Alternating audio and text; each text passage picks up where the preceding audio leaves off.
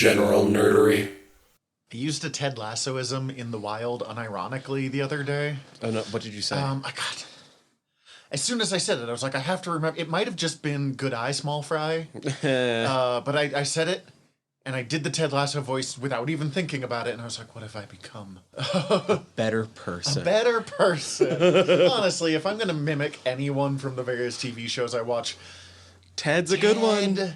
Ted's a good one. The Coach Beard, who we'll talk about a lot today. Yes, we will. Welcome to General Nerdery. We're your generals of nerdery. I'm Zach. I'm Tyler. And this is your podcast about liking things. Like Ted Lasso. Basically just things we like. Yeah. Because it tends to all be nerdy in some way. And if not, we nerd out on it. Oh yeah, inevitably. On that note, what have you been ingesting this week? What have I been? 2 weeks. I did finish Dune Messiah. Oh, yeah? I really dug it. Yeah, it's good. It's good. I don't get why people don't like that one. I don't understand why it's not just published as a third chapter to Dune. Yeah, it's like Dune Expanded Edition.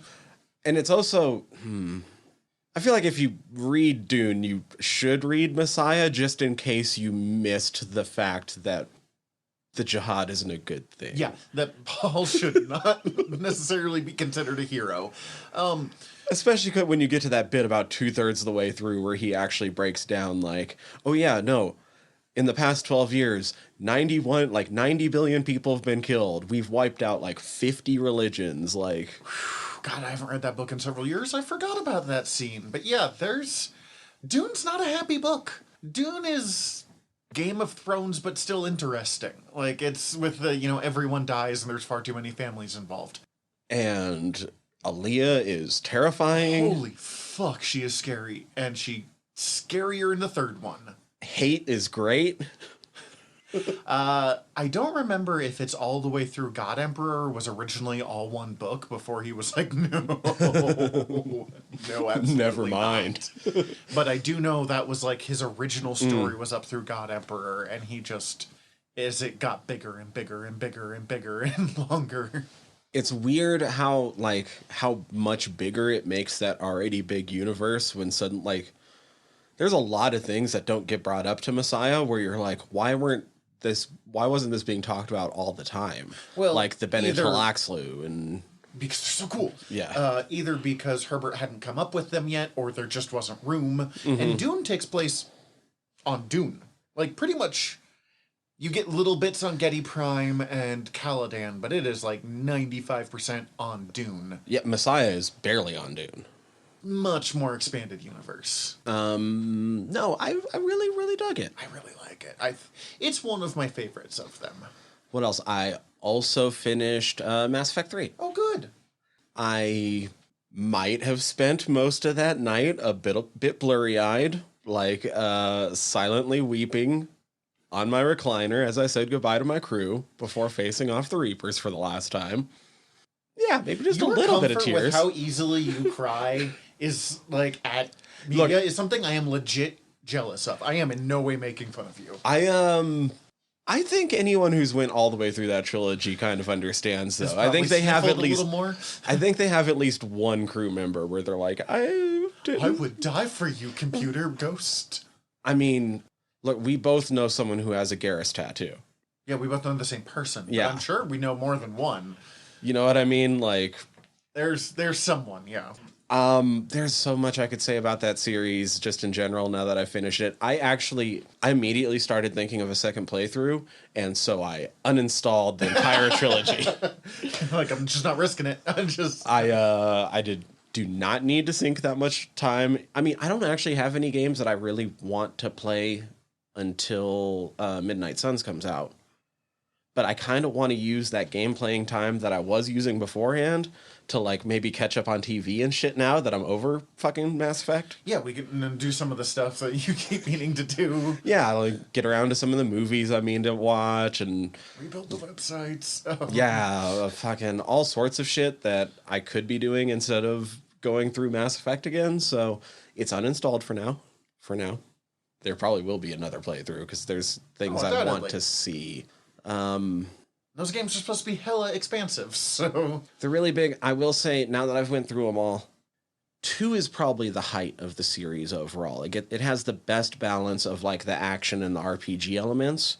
I wouldn't have wanted to see the story of 3 portrayed through the style of 2, though.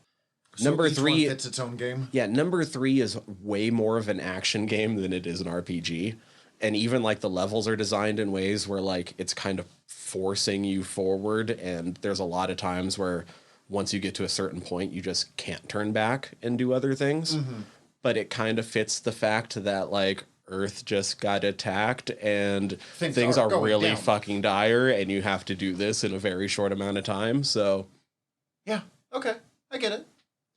Also, I mean, while I'm bringing it up, though, but without going, like, too deep into all the different game, I just kind of want to thank Mass Effect 3 for, like, representation and helping me be seen, because Mass Effect 3 suddenly gets really brown, and it's awesome. Oh, hell yeah. I do feel like, compared to some of the other races, I feel like science fiction ends up with a lot more Latinx coded characters than some of the others end up. Like, I think there's more of us than like Asians in science fiction, for instance, depending on the story. On the more military centered ones, yes, on that one for sure. On the more militaristic centered ones, there's always like that space marine that's, and if we leave out anime, there is but like I didn't know that when I got to Mass Effect 3 that once I was on the Citadel, the hospital was the Huerta Memorial Hospital, and suddenly your 2 new crew members in 3 are James Vega and I can't remember his first name, something Cortez, and they're both romance options, and one of them's only a gay romance option, but they're also both bros and like aren't like hung up on the fact that one's straight and one's gay. Awesome. That actually makes me really happy. Like, they're super bros. Every time you head down there, like, they're always fucking chatting. And, like, there's in the DLC, they come over and catch, like, a fucking football game with you and shit. And, like... Perfect. Like, so it was super cool. I was like, oh... And, like, Vegas speaks a little Spanglish throughout it stuff. And I'm like, oh, yeah, way to go. Hell yeah, bud. Let's see. What have we... Oh, I also have one other thing. Sorry, because I marathoned through all of the new season of The Witcher. That came out 2 days ago. Friday. That came out 3 days ago. And it's only 8 episodes. Okay, I understand. And I watched most of them Friday night after work. That doesn't surprise me at all. I fucking super dug it. It looks to me like most people are super digging it. I've heard really good things. I don't know a lot of people that have watched it yet, but I've seen a lot of, like, The Witcher! 3 exclamation points. Yeah!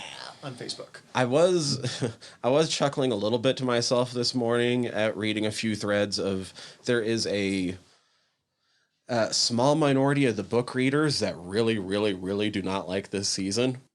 I do hear that it goes heavily in its own direction.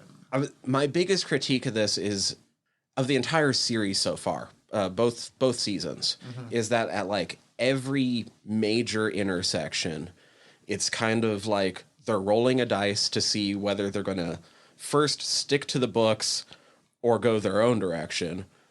And then after they're rolling the dice to figure out that answer, they're then flipping a coin to see whether they're going to include a reference to the games or not. There doesn't seem to be a real set way in the way they're doing it. I guess it's got to be interesting. Usually when you're the, like, third version of a story, one of the 3 hasn't been good. So you can kind of just ignore that, but, like, all so far 3 have been good. Yeah. And all 3 have been a little unique to themselves. So there's, like, all right, the game did this, the show did this, or we could do this, and, like, I don't know. Good work. Because, like, I would say that this season feels more like the games than the first season did. And I'm told the first season feels a lot like the books. But, like, episode 3, a major character from... Well, not major, but a recurring character from the games dies. Oh, dang. And then from, like, episode 4.5 on, they're not necessarily doing anything from either the book or the game. but using kind of a few elements from both. We've but got the story, notes. the story still makes sense though for The Witcher and how like the stories play out. In that they tend to be corruptions of folklore. And like, what happens if we take this character and put him in this fairy tale? I don't mind adaptations that go their own route, as long as they are earnest in their own routes and like not completely like I've heard such wild reviews of Cowboy Bebop. Still haven't seen it. Me either yet. Or The Watch. I did watch like when it was stuck halfway of like, do I want to be like super close to the books or do I want to go my own way? It was not that great. But when they were like, no, okay, we're just forging ahead and hoping it'll turn out, that show got actually pretty good by the end of its season, but remained a terrible adaptation. So like, you can change stuff. A shot for shot doesn't really work, right? Because that's just boring.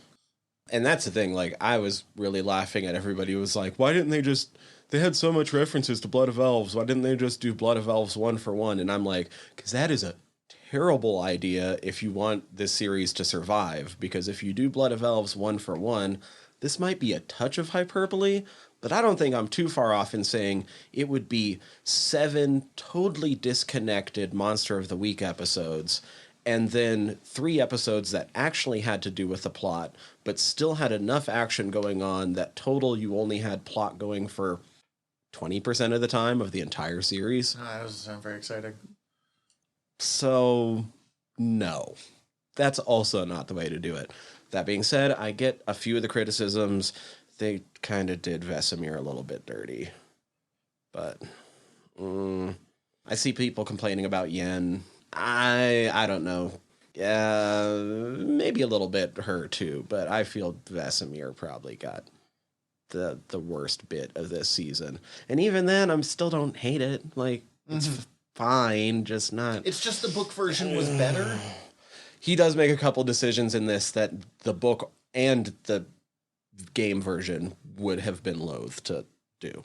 Fair enough. But I like the actor. Kim Bodnia is great, so... Well, in a world where 3 Spider-Men appeared in one movie last weekend,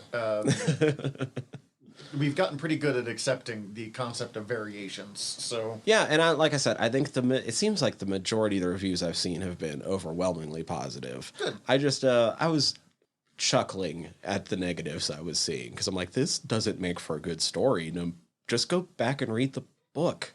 It's fine. I don't know. Whatever. We did watch the trailer for Witcher Michelle Yeoh piece. Yeah, Witcher Blood Origin. Thank you. Didn't make it into our news because literally all we know is Michelle Yeoh and The Witcher is there. Yeah, which is enough. Don't get me wrong. It's pretty. Looks like there's going to be some fights. All we know about this series is that it's about them making the first Witcher, which I don't think that story has been expanded upon in the books or the games. So it should be a relatively standalone story, hopefully? For the most part. Perfect. Okay, that might be my intro to The Witcher, because, as you mentioned, I really love Michelle Yeoh. Mm-hmm.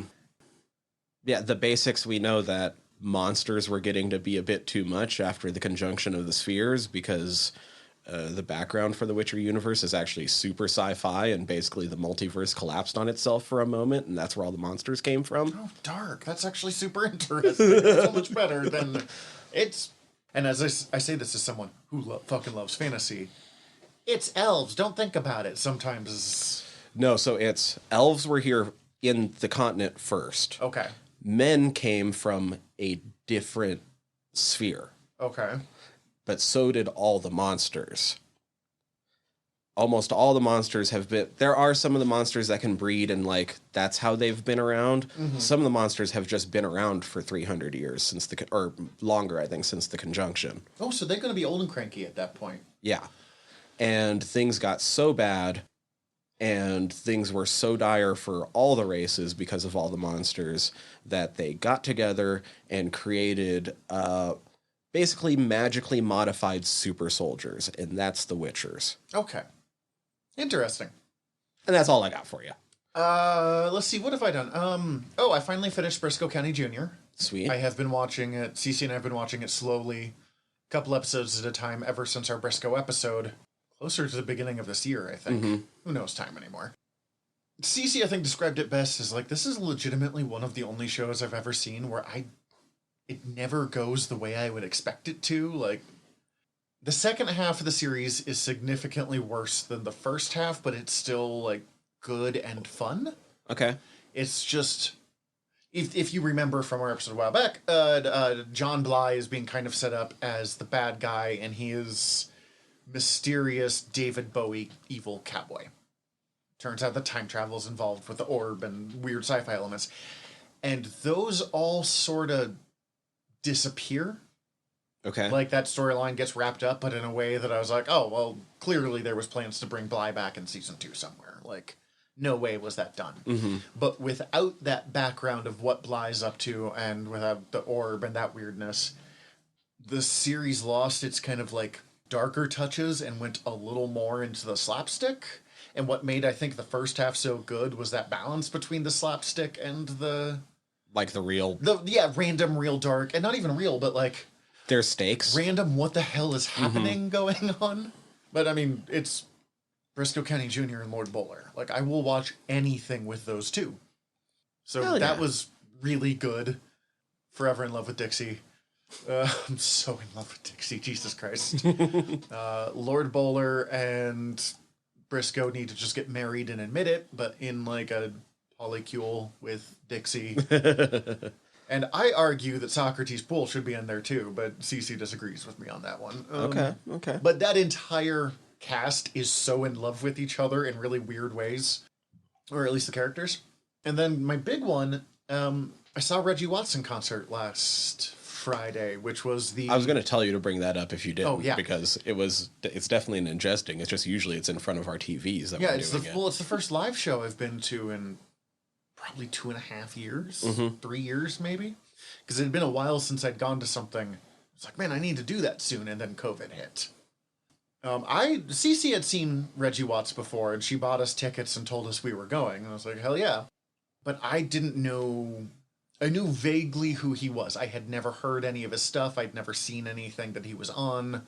Or if I had, I hadn't in a way that I, like, connected, oh, that's Reggie Watts. That's who I'm going to go see. And I kind of chose to keep it that way so I could just go in and be like, all right, hit me with whatever you got, my guy. Had you ever seen him any of the times he had come into our place of work? No, because I don't interact with customers. I know you have a story about that, but... I mean, I do, but... no, it's just real funny. I actually, I'm not a big Reggie Watts fan. I do know who he is. I'd listened to a few things here or there.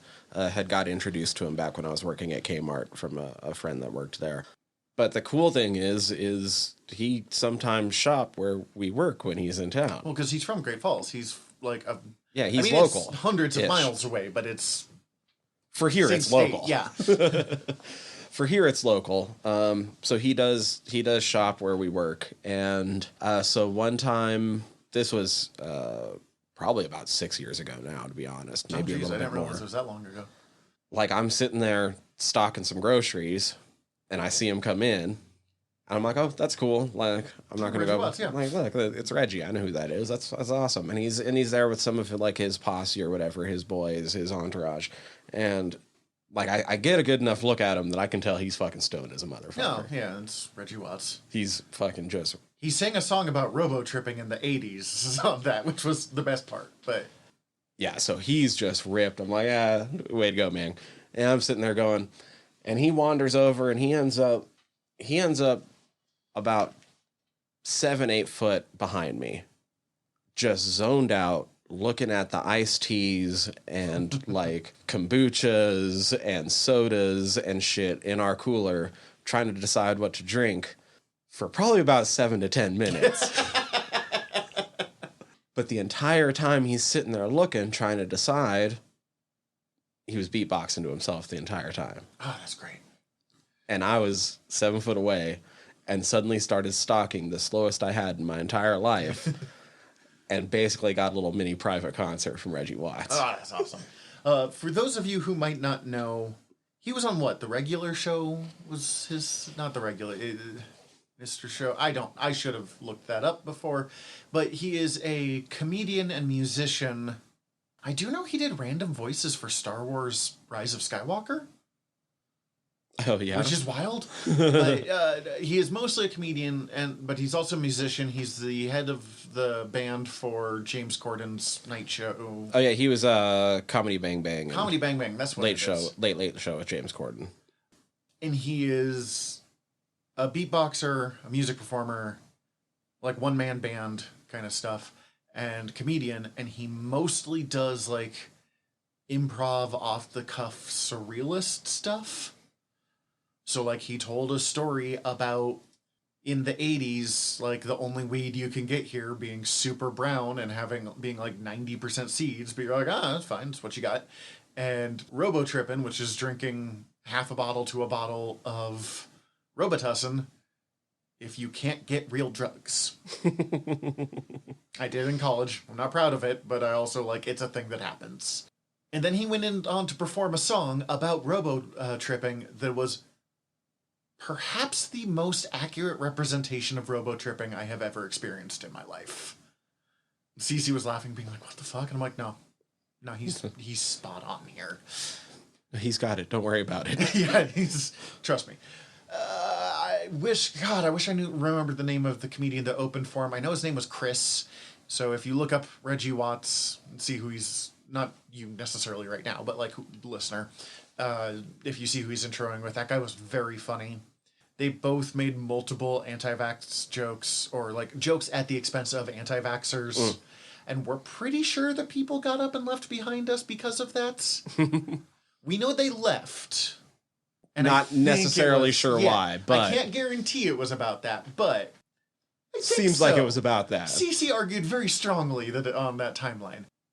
I hadn't been to the Wilma, which is one of our local theaters, since they revamped it a couple of years back. Yeah, what do you think? It's very nice. Right. It's a great show space now. Like, the Wilma is a old theater in Missoula. I think the oldest theater in there. It is probably the heart of downtown. The first building I think of when I say the words downtown. Mm-hmm. But the theaters in it, or like single theater, was old and decrepit as fuck before they redid it. So I'm suddenly willing to go to shows at the Wilma again, although the seats remain very small for my 250-pound 6'1" ass. I'm trying to think if I've went. Oh no, I've went up in the new seats. Yeah, because when I went and saw Deltron there. So yeah, cool. Luckily I'm with my wife, so she's like, it's okay. I'll just like lean on you when your like shoulders are poking into the people beside you very strongly. But I like how there's space down below and not chairs for when it comes to moshing, considering the amount of metal shows I would go to see there. Yeah, the Wilma is like one of the only places to get reliable shows in Missoula. So yeah, it's important to be a good location for shows. It sucked trying to mosh with those fucking chairs all the way down. Oh man, and they destroyed the chairs too. Yeah, every time. I've seen. I don't know how the pressure was applied to some of the chairs that I have seen come mangled out of there. Anyway, that's neither here nor there. Okay. Those are my two big ones. I've got another thing I read, but that's a recommendation, so we don't really have news today. No, we came unprepared, and it's like days before Christmas, and nobody's really announcing things anyway. We watched the trailer for The Northman. It looks wild. It looks fun. I trust Robert Eggers. Before this. Yeah, he did. You said he did Lighthouse and The Witch. Yes. I hear The Witch, even the people who didn't like it was like it was a very like well done atmospheric movie. Mm-hmm. And Yui, who will be joining us again soon on this show, is obsessed with The Lighthouse. Also, I gotta say, it is the most period accurate clothing I have ever seen on a Viking movie. I mean, makes sense coming from right. Makes sense coming from Robert Eggers. He's kind of known for going above and beyond when it comes to some of that shit. The Witch was shot with all natural lighting. So, like, the lighting you see in, like, that's what they have. And The Lighthouse used super old school... Everything, yeah. So, it's just, it's from visionary director, Robert whatever. And I've like, oh, that's it. He's reached visionary point. Good for him. It looks good. I will say, usually, historically accurate clothing on shows like this looks boring as hell. Mm-hmm. This does not.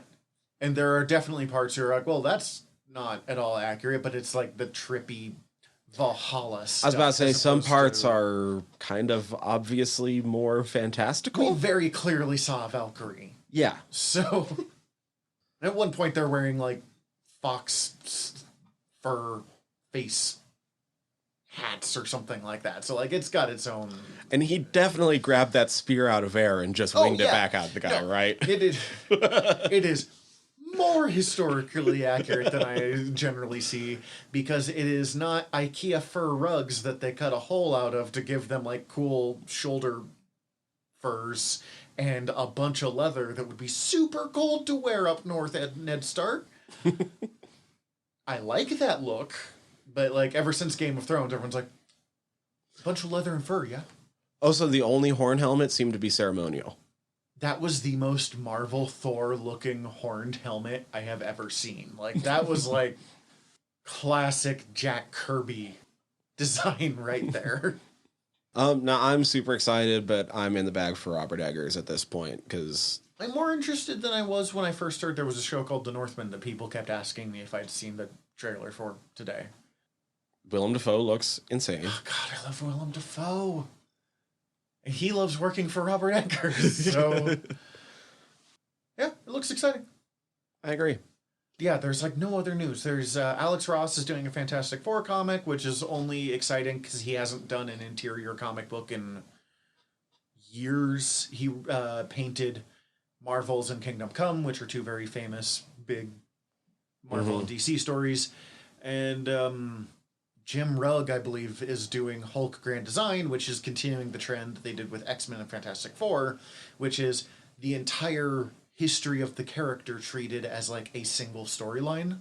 Okay. So it gets super condensed, and you get the entire history in, like, 4 small graphic novels. Like, oversized, but not very thick. Right, okay. Which are just super cool, because they tend to give them to independent creators. I mean, Ed Piskor did one, Tom Scioli did one. You're not getting Jim Lee making one of these. But again, that's something more I'm excited about than, like, people have heard of. I mean, yeah, and neither of us have seen the new Spider-Man yet, so... It apparently did bonkers well. In like, money-wise and review-wise, it's been overwhelmingly good. I mean, I know a couple people that have seen it that I heard nothing but good things from, so... Every person has been like, hey, bro, have you watched about it? I'm like, no. And then they start talking about it. I'm like, you know, I just said I haven't seen this yet, right? Like... That's about all I got. Yeah. Yep, cool. Let's take a quick break, and when we come back, we'll talk about the man himself, Ted Lasso. So Ted Lasso Season 2. We went into this, everyone was super excited, because Ted Lasso Season 1 was like the balm for our soul. Just first off, did you like the second season? I did. I liked it a lot. It threw some curveballs my way, but... if I would have just been, like, keeping up with the news, I don't think I would have been thrown off by them. Because the curveballs are the Christmas episode and Beard After Hours. For the most part, yeah. And if I would have realized that they had been awarded 2 extra episodes that they kind of just had to slip in, it would have made a lot more sense instead of watching those and then finding that out afterwards. It was interesting following along with this and keeping up with the actual news stuff. Not just that, but there was this huge swath in the first half of the season of, like, Ted Lasso is ruined forever and done and bad now. And I think it was, like, the flashback of everyone liked season 1 so much that the moment that, like, season 2 wasn't season 1, because this was very willing to be its own show this season in a lot of ways. It's weird. Like, everyone loved season 1 so much that at first all the reviews of season 2 were super scathing. And I don't think it deserved it. Well, I think there is a large part of the viewing populace who doesn't realize that you have to reset up some of these things. Mm-hmm. Like, I went into the second season knowing that the first episode was probably going to be kind of boring, because you have to use that time to re-catch up on the characters. And it was still really good. And it's still fine. I didn't think it was as good as anything from the first season. No, but it has one of the best jokes with Danny. Oh, yeah. With Danny screaming football is dead. Well, the reviews I kept seeing was like, oh man, there's no, like, challenge to this. Everyone just gets along. I'm like, are you not seeing all of the cracks under the surface that are happening here? And I guess I get it. There is this question of Ted Lasso was all about optimism and treating people with respect and treating people with honesty and believing things will be okay. And can you do a show where everyone has accepted that worldview? Mm-hmm. And the answer is not really, but you can still, you don't have to abandon that worldview to tell the stories still. Also, did you read the weird conspiracy theory that happened for about a week where everyone thought Roy Kent was a CGI creation? Yeah, it was fucking hilarious. I still don't know if that was a joke. I think it started as a joke that some people kind of bought into for a minute, and then the fact that they bought into it for a minute led to a bunch of articles about, you know what? That explains it. Because I kept being like, what? He's done interviews. And I think the people that actually bought into it was a very, very few. Yeah, like 3 people, but it was enough that the news was like, yes. Yeah, where the joke had that little bit of traction with something for somebody else to be able to point to be able to create a headline. And Jesus. You know what I mean? Oh, clickbait. It was just such a weird one, that I'm going to clickbait with it. But I want to say that 98% of the things involved with that knew it was a joke the entire time. I have to imagine, yes. So, it is December 20th today when we were recording this. It'll be 27th when it comes out? No, it'll be next year when it comes out. Okay. At this point. So, yes, it'll be early 2022 when this comes out. They confirmed that they start recording the new season in February of 2022. So it is coming up soon. Mm-hmm. We can probably guess around summer for season 3. But before we get there, how do we want to... Are we doing episode by episode again? I mean, I have notes written down episode by episode. Yeah, let's just run us through that as we do, and...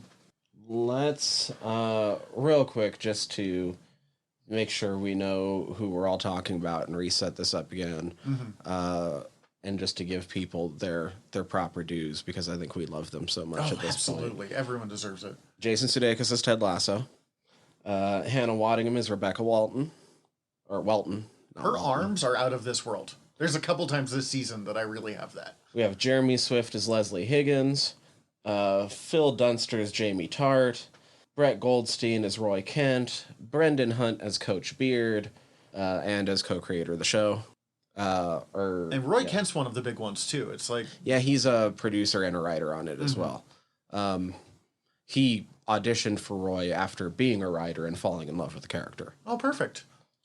That's cheap. That's cheating. That's so good though. Well, and I guess it sounds like, I don't know exactly his background, but his family knew former footballers, and so he kind of grew up around guys like Roy. So he was like, "Oh, I know this how character. To do this. Yeah, I know this guy. Like I called him Uncle whatever when I was growing up." That's so good. Nick Mohammed is Nathan Shelley, who we will talk about. Juno Temple is Keely Jones, and introducing this season as a major character, Sarah Niles is Dr. Sharon Fieldstone. Mm-hmm. Did you have Obasanya in there? Toheeb Jumo as Sam Obasanya. We have Kola Bokini back as Isaac McAdoo. Billy Harris is Colin Hughes. Stephen Manis is Richard Montliard, the French kid. Okay. Mo Judy Lamore as Terry Zorro. Cristo Fernandez as Danny Rojas. My sweet angel. Charlie Hiscock as Will Kitman, who's the new Nate. The new Nate. I didn't realize his last name is Kitman. That's hilarious. They only say it in the credits somewhere. David Elsendorn as Jan Maas. Jan Maas was great. And Mohammed Hassim as Mo Bumbercatch.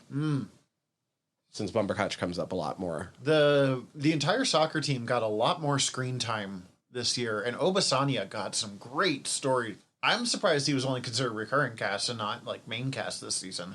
Oh, and I guess I mean, just because we know and love them both so much, I'll also James Lance as Trent Krim, Annette Badland as May. She's so good. And Giles shows up for 2 episodes again, but only 2 episodes again. Yeah, Anthony Head, Adam Colburn, Bronson Webb, and Kevin Gary as Baz, Jeremy, and Paul. The football fans. Yes. Oh my god.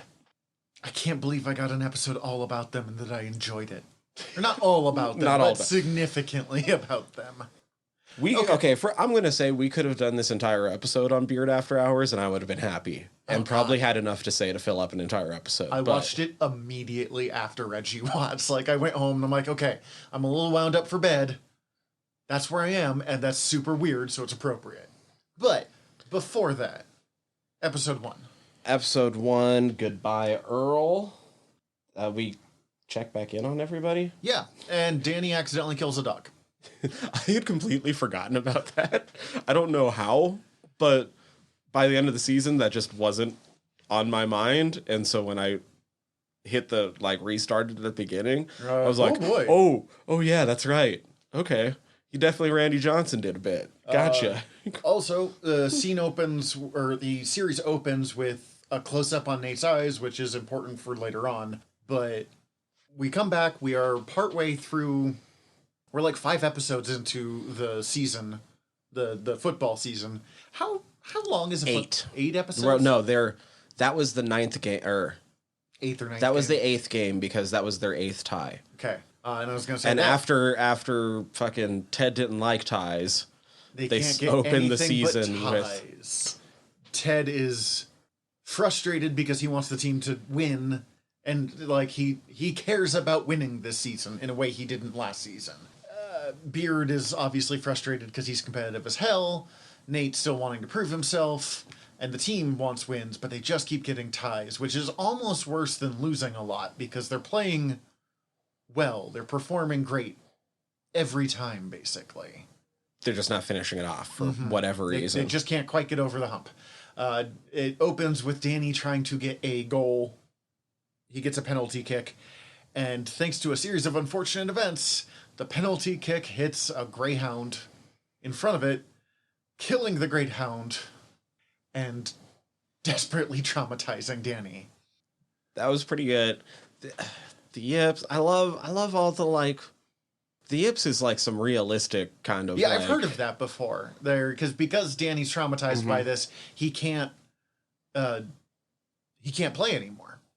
Which watching Danny be bad was just satisfying because he's been nothing but amazing every time we've seen him. It gave Danny Rojas a little more to play with, and the joke that he has the nightmare about killing the dog again, and he wakes up screaming football is dead, but he's got 2 super hot women in bed with him. They're like, God, even in the middle of his absolute mental breakdown, Danny still pulls is so on brand for him. And I love there's not attention given to it. It's nope, it just is happening. You're like, okay. There's Way to go, not Danny. even any focus on it. There's no You're just oh shit, Danny. There's no pause on the boob camera motion that would have been a huge part of that if this happened in the 90s.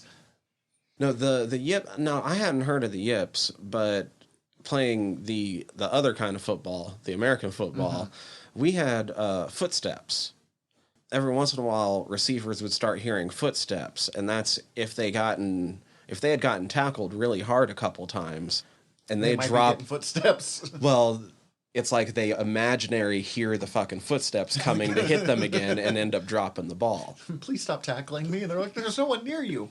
I don't know if the yips is actually a thing I've heard of, but just this concept of just losing your confidence, kind of. Yeah, you got to get back on that high horse. It's hard to do.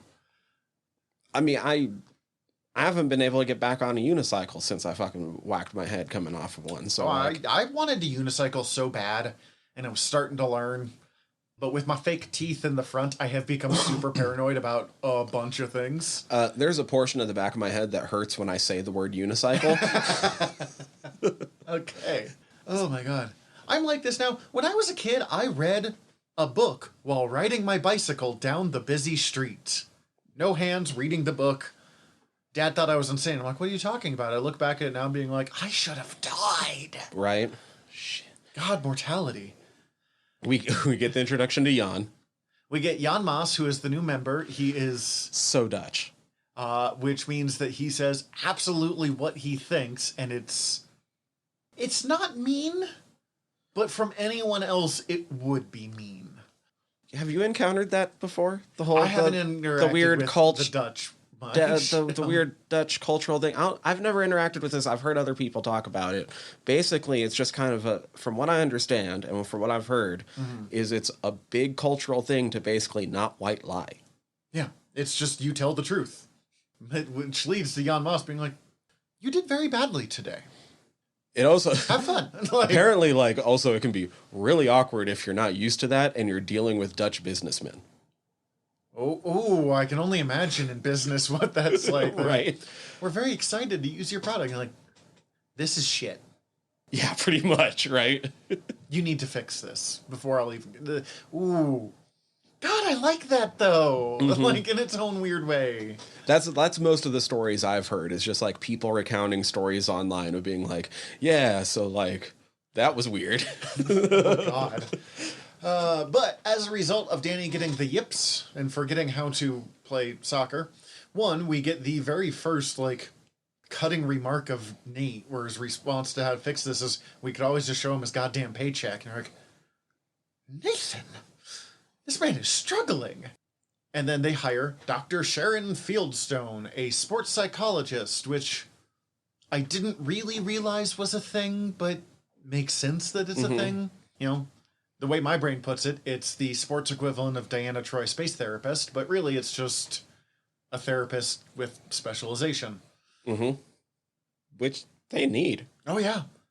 I just, for whatever reason, I had never really thought about therapy specialization that much, but I'm sure it's good money to travel around and fix the brains of professional sports stars. And a lot of them need fixing.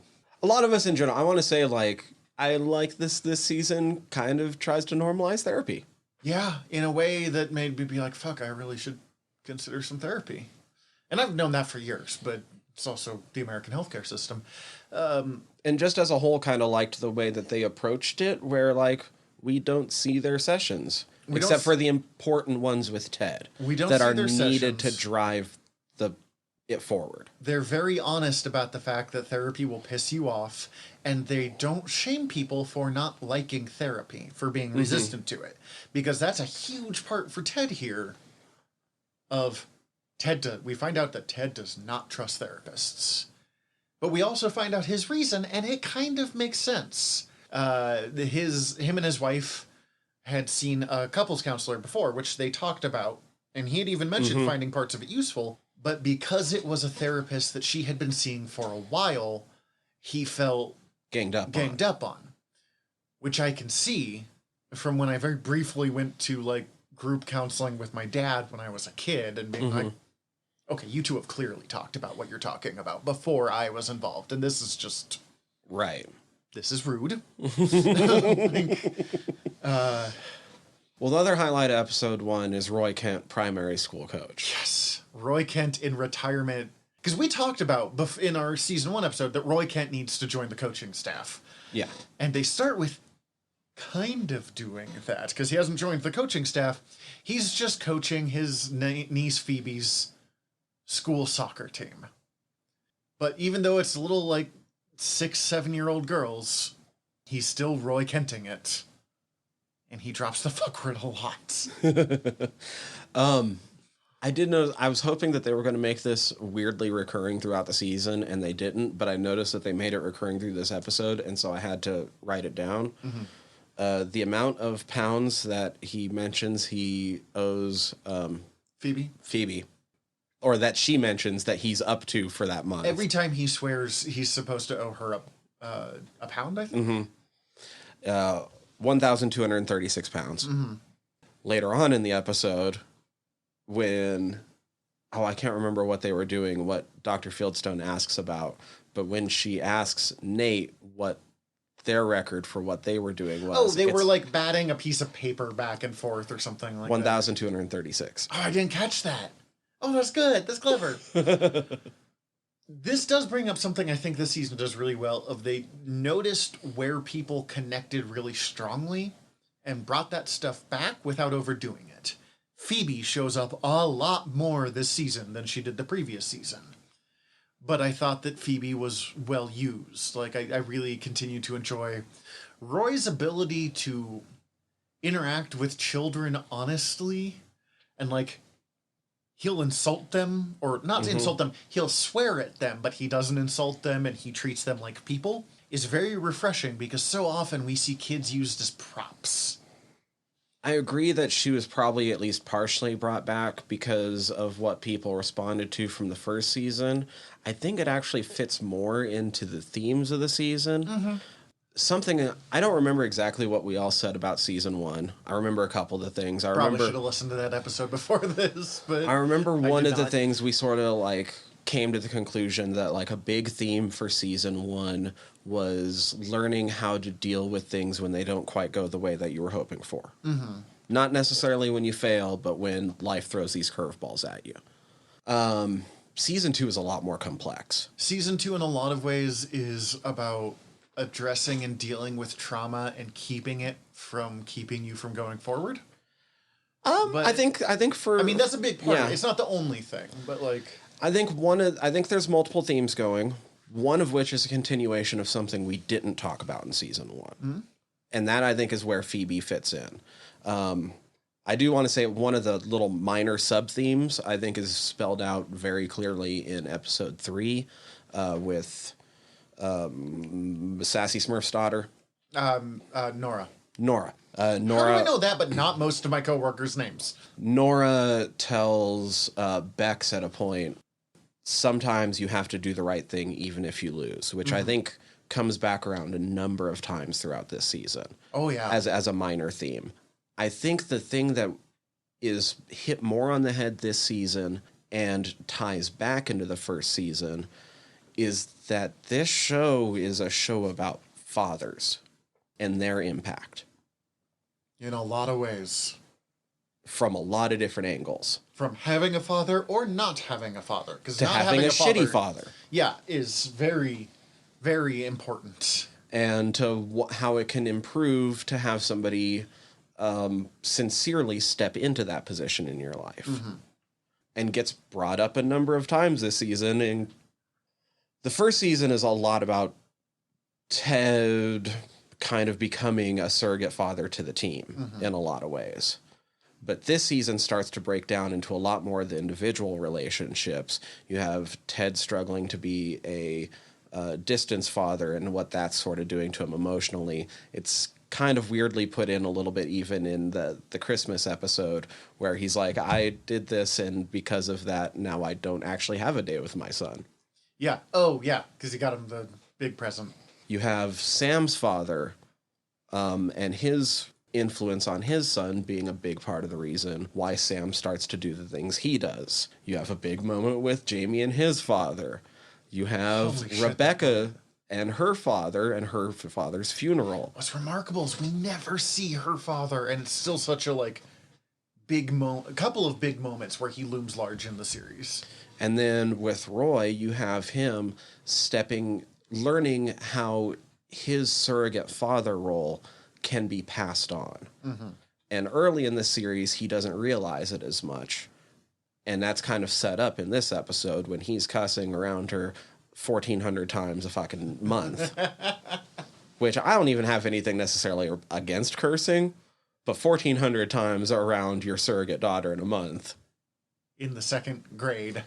When you're telling her, yeah, and like you're paying her for each one of those, so like you're kind of trying to stop. Wild money in this series. I just keep thinking about that gets capped off later on in like episode 8 when he actually has a speech when he realizes his role and he tells her, I'm worried about what I might be passing down to you, and I'm worried about I'm infecting you with the worst parts of myself. I also think it's important to think about throughout the season how important relationships are, but how much upkeep is required to keep that relationship going, even if you're not doing anything directly bad. And then, of course, what Nate's relationship with his father does to his self-worth. Oh, God. Which we will get into that. And maybe the darkest thing I've seen on TV with him spitting in his own reflection.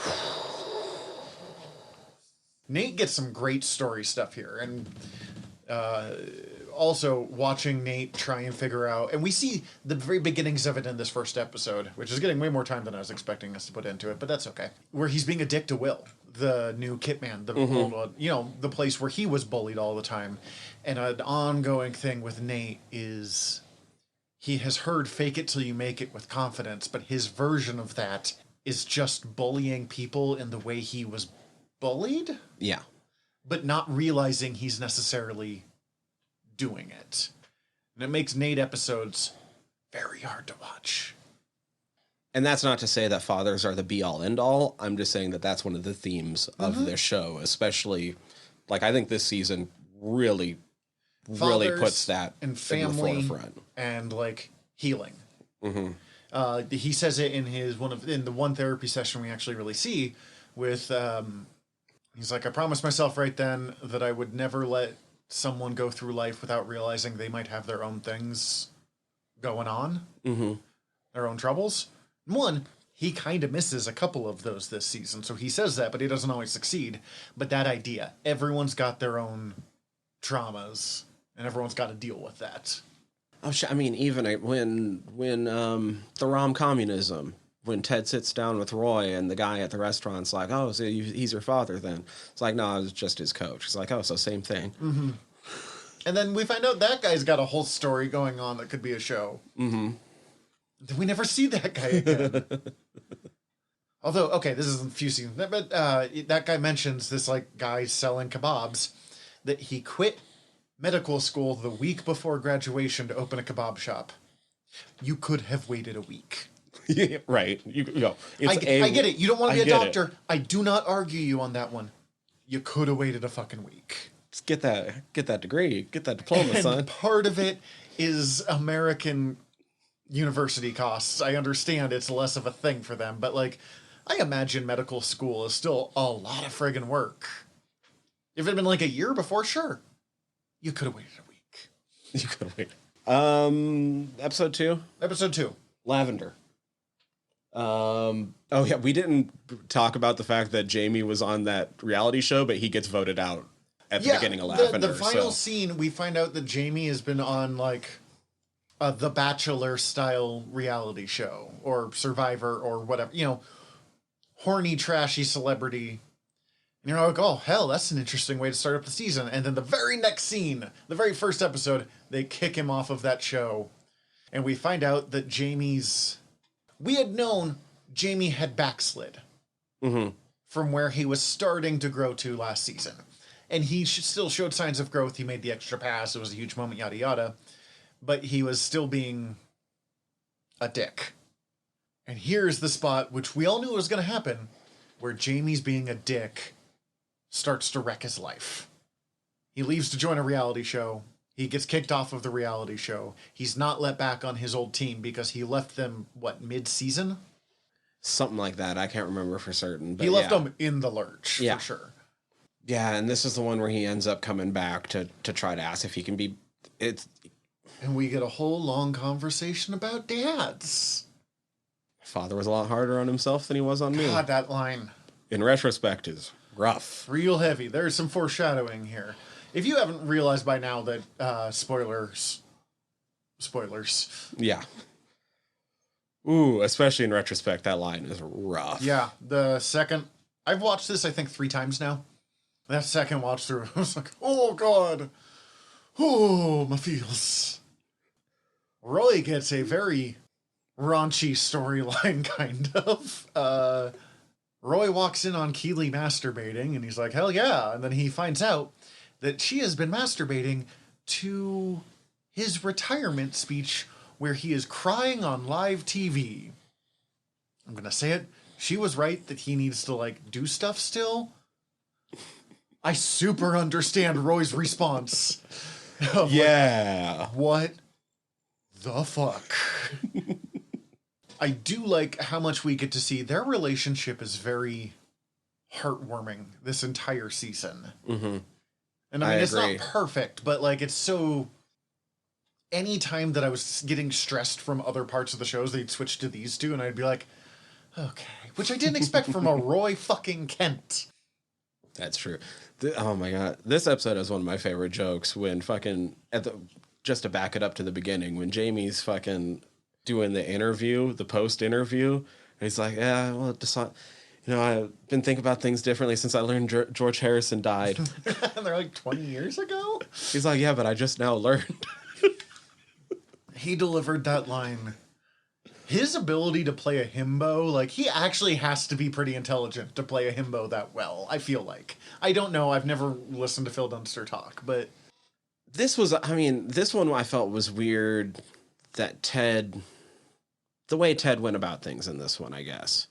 Because this is the one where, like, there's the rumors, like, he meets with Jamie because Jamie wants to come back. Mm-hmm. Then the rumors make it back to the team, and the team's not happy about it because Jamie's fucking twat. And Sam Obasanya stands up for himself in a way that we've never seen him do before, and really sets up a lot of what's going to come up for Sam in these later episodes. And that's what Ted uses to decide that he needs to bring Jamie back. I mean, he breaks it down. He explains his reasoning. I still just I don't like it. I like that Jamie manages to grow as a person because of it over the course of the season. You know where it fucked up? I can tell you the exact moment that makes this wrong. Ted needed to fucking tell Sam in advance that he had changed his mind and was bringing Jamie back. He was wrong to not do that because they have this great moment of these two, like... getting along, having the father-son thing you're talking about. Sam really looks up to him as, like, dad, too. Mm-hmm. And he promises that he is not bringing Jamie back because Jamie was so, especially to Sam, so shitty. And then he brings him back anyways. And if he had just been like, Sam, I know you're not going to be happy about it. I've changed my mind. We need him. We have this chance. I think he honestly wants to do it. We have a chance on a lot of levels, like a chance for him, a chance for the club. Yeah. He doesn't have to explain that all. He doesn't have to explain that all to Sam, but it truly is a chance on a lot of levels. He needs to explain enough, and he never does. And the look Sam gives him, oh man, Cece still gets mad at it. She wants Sam to yell at him about it in season 3, and I'm like, well, it's too late now. But yeah, he really needed to be called out directly for that, and he never was. But the lavender of the title goes back to the Dark Knight. Will changed the soap or something like that? He changed something. He adds a little bit of lavender oil so that everything smells nice and fresh and clean. And Nate loses his fucking mind over it. Oh, and we also get Dr. Sharon is starting to do more meetings and helping out people. She started to talk to Ted about, hey, you should maybe come in for a session. They learn how to deal with each other. This might actually be a point to bring this up. A critique I read of this season. As good as the actress who plays Sharon Fieldstone is, and she's great. Mm-hmm. The actress, the character, everything. It is apparently becoming a trope of the black therapist coming in and fixing the white characters. Mm. And in a kind of like Bagger Vance, like the old wise black man is like... Oh, the old magical Negro trope. Yes. This just kind of turned into the black therapist trope. I can see that. And I don't want this to be like a condemnation of the character or the season. Luckily, Sharon does get moments of her own advancement that really help the series and help her character. But I figured it was honest to mention that. A lot of the Nate stuff doesn't really pay off till later. This is just another like look into the fact that shit is brewing. Right? As I said, you see the moments under the crack, like where the cracks are starting to show. Nate doesn't know how to handle being in charge. And his answer, because the only people who have not been dicks to him while they're in charge is Ted and Beard, who are so hands-off about everything. They're like, nah, you got this, you're fine. Let's see. 3 is do the rightest thing. This is the one with Nora. This is, yeah. Sassy shows Sassy's in it for a tiny bit. It's more about Nora following Bex around, being a girl boss. What else do we have on? Like, Not Bex, Rebecca. Bex is the. You know what I'm just Yes, not going to say Rebecca the entire time. No, Bex is in the season, an episode? Like, yes, and she's terrible. Yeah. She's the worst kind of mom. While still being a pretty good mom by the look of it. So I'm going to probably just continue to say Bex because she's only in an episode. I do like the Ted Lasso clearly goes in with a joke of like, your daughter, is she mine? There's no way Ted is dumb enough to fall for that. But it's a level of like saucy that we don't usually see from Ted. And then it immediately backfires on him because they just go straight into... Well, because Sassy's willing to keep going. Oh, yeah. She's like, oh, that was kind of cute, buddy. Okay. Let's, By the way, don't you remember where you... Nope. Let's do detail. Like, let's imply details that I am not going to explain on my podcast, even if we are more adult-themed than... Oh, and this is the beginning of Banter. The dating site that Keeley is running. No, there's no pictures. It's all banter. It's all talk. And it's spelled Bantr, which annoys Colin. me. And Colin points out it's like Grindr. And Lead Tasso. Lead Tasso is one of the single best jokes in this series. I cannot watch the scene anymore. Like, I watched it the first time and it was so uncomfortable. The idea of Lead Tasso is shitty Ted Lasso. He is the bad guy instead of the hero. And the setup to the joke is amazing. The concept of the joke is amazing. And, like, the aftermath is funny.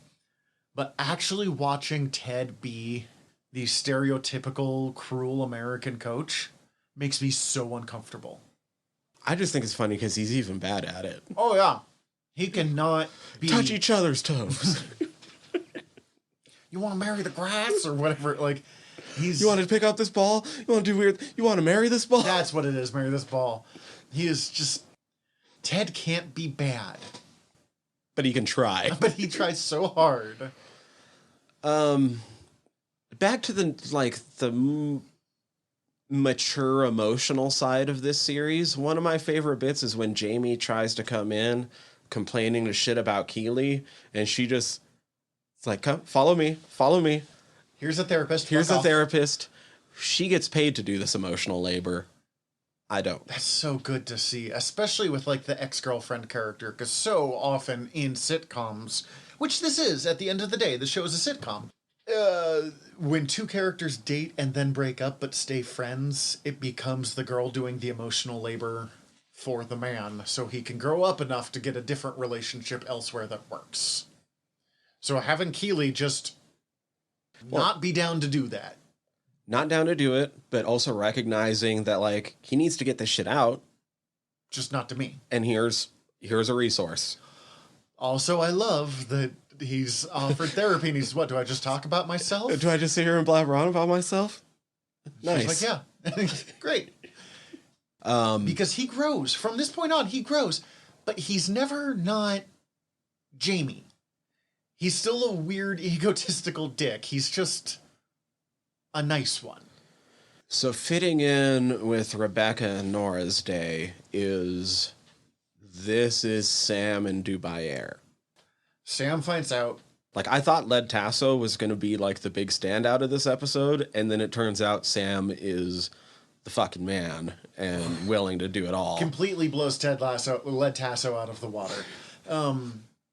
Sam is, a rising star. He gets hired to be in a set of, like, ads for Dubai Air, who's the main sponsor. Dubai Air has been on their shirts since season, like, one, since their first appearance. And then he finds out that they're connected to an oil company in Nigeria who has just been destroying Nigeria because oil companies. Fucking oil companies. Yeah, because, he doesn't realize who the parent company is at first. He's just like, fuck yeah, Dubai Air, it's an airline. He's talking to his dad like, shit, I'll get you tickets, fly out. Like, look at this, people are... and his dad's like just like... People are coming for me. And his dad's just like, yo. This is not okay. Oh, God. And he has to, like... Especially in in wake of taking a knee in American football and the weird fervor that kicked up, which taking a knee is about the most respectful protest you could possibly do. Thank you. Yes. Look at me. I'm not gonna be I know. Just it's not said out loud enough. Like, it's not just a protest. It was specifically done to be a respectful form of protest. How dare you? Yeah, watching what they do here. I mean, it's still a respectful protest. They still play. They're still going for the fans. They just tape over the Dubai Air. Mm-hmm. I love when people are joining in with Sam. You got Sam. Isaac joins in next. I think that might be the best scene of this episode. Bumbercatch, and then Jamie. Huge moment, because even with trying to do better, everything about Jamie has still been about Jamie. Down to wanting to talk to himself. This is the place where it's the first time we've ever really seen him actively not think about himself. The closest we've ever gotten before is when he makes the extra pass last season. This is making his mom proud. And let's be honest, like, even though we know that Ted and Beard don't really approve of Schadenfreude, Beard breaks out in a giant smile when fucking Sam lays Jamie out in that first practice. Yeah. It is everyone other than Ted enjoys watching Jamie, because he shows up, he's back, he thinks he's gonna, go back to being number one hot shit, and the rest of the team, without him there, have figured their shit out, and he gets wrecked. Also, Sam telling Jamie, don't bring that weak shit in here. I'm like, oh, fuck. That was Sam. Awesome. Rebecca and Nora. We knew that Rebecca had been really close to Nora, but then hadn't seen her in 6 years. So she went from... Nora's awesome. Nora is what I would want my daughter to be. I love Nora kind of calling her out on her. Like, the fuck did you do? Like, I loved you. I love you. You left. But in a way of, like, acknowledging that she is trying, acknowledging Nora's old enough to realize, and I'm sure, especially being Sassy's daughter, that there's been conversations about, like, she got trapped in some abusive shit, especially with Sassy also going through a divorce around that same time. Yeah, same-ish at least. Yeah. Close enough to count. People are hurt. So she's willing to let her grow, but she's also definitely like, I'm not 6 anymore. Although I will say, when they're like, oh man, I shouldn't have taken you to this like cookie and tea house because it's for little kids. We should go. You take all of those delicious looking macaroons with you. Yes. 100%. Jesus, I would have been like, you're right. This was not the right place. We're still going to eat all of these goddamn cookies. Then we can go. And it's Roy that, like, knocks it into Rebecca how she needs to actually approach it. Roy understands children. As I said, Roy treats children like people. And he has to learn that they're a different kind of person. Yes, there's still limits. You have to be careful what you do around them because they mimic you much stronger than you're crediting them for. But, like, they are people. They're not things. And in some ways she was kind of trying to treat her like a thing, a little person trapped in glass, while she not. Yeah. She's a boss-ass bitch, to use Nora's phrases. That was all a lot of fun. That brings us to Christmas, yeah? Yeah, Carol of the Bells. I watched that one again. I might watch it on Christmas Day. I'm probably going to watch it. I'm probably not going to watch it on Christmas Day, but I'm going to maybe Eve? Watch it when I get home from Christmas with my family. No, yeah, right around that. People hated this one, and maybe it's because it was in July, and some people I just don't think like Christmas. Well, I know some people just don't like Christmas. As someone who enjoys Christmas from a non-religious aspect, yeah, I'm real into it. I love just watching these people get to enjoy themselves for the most part.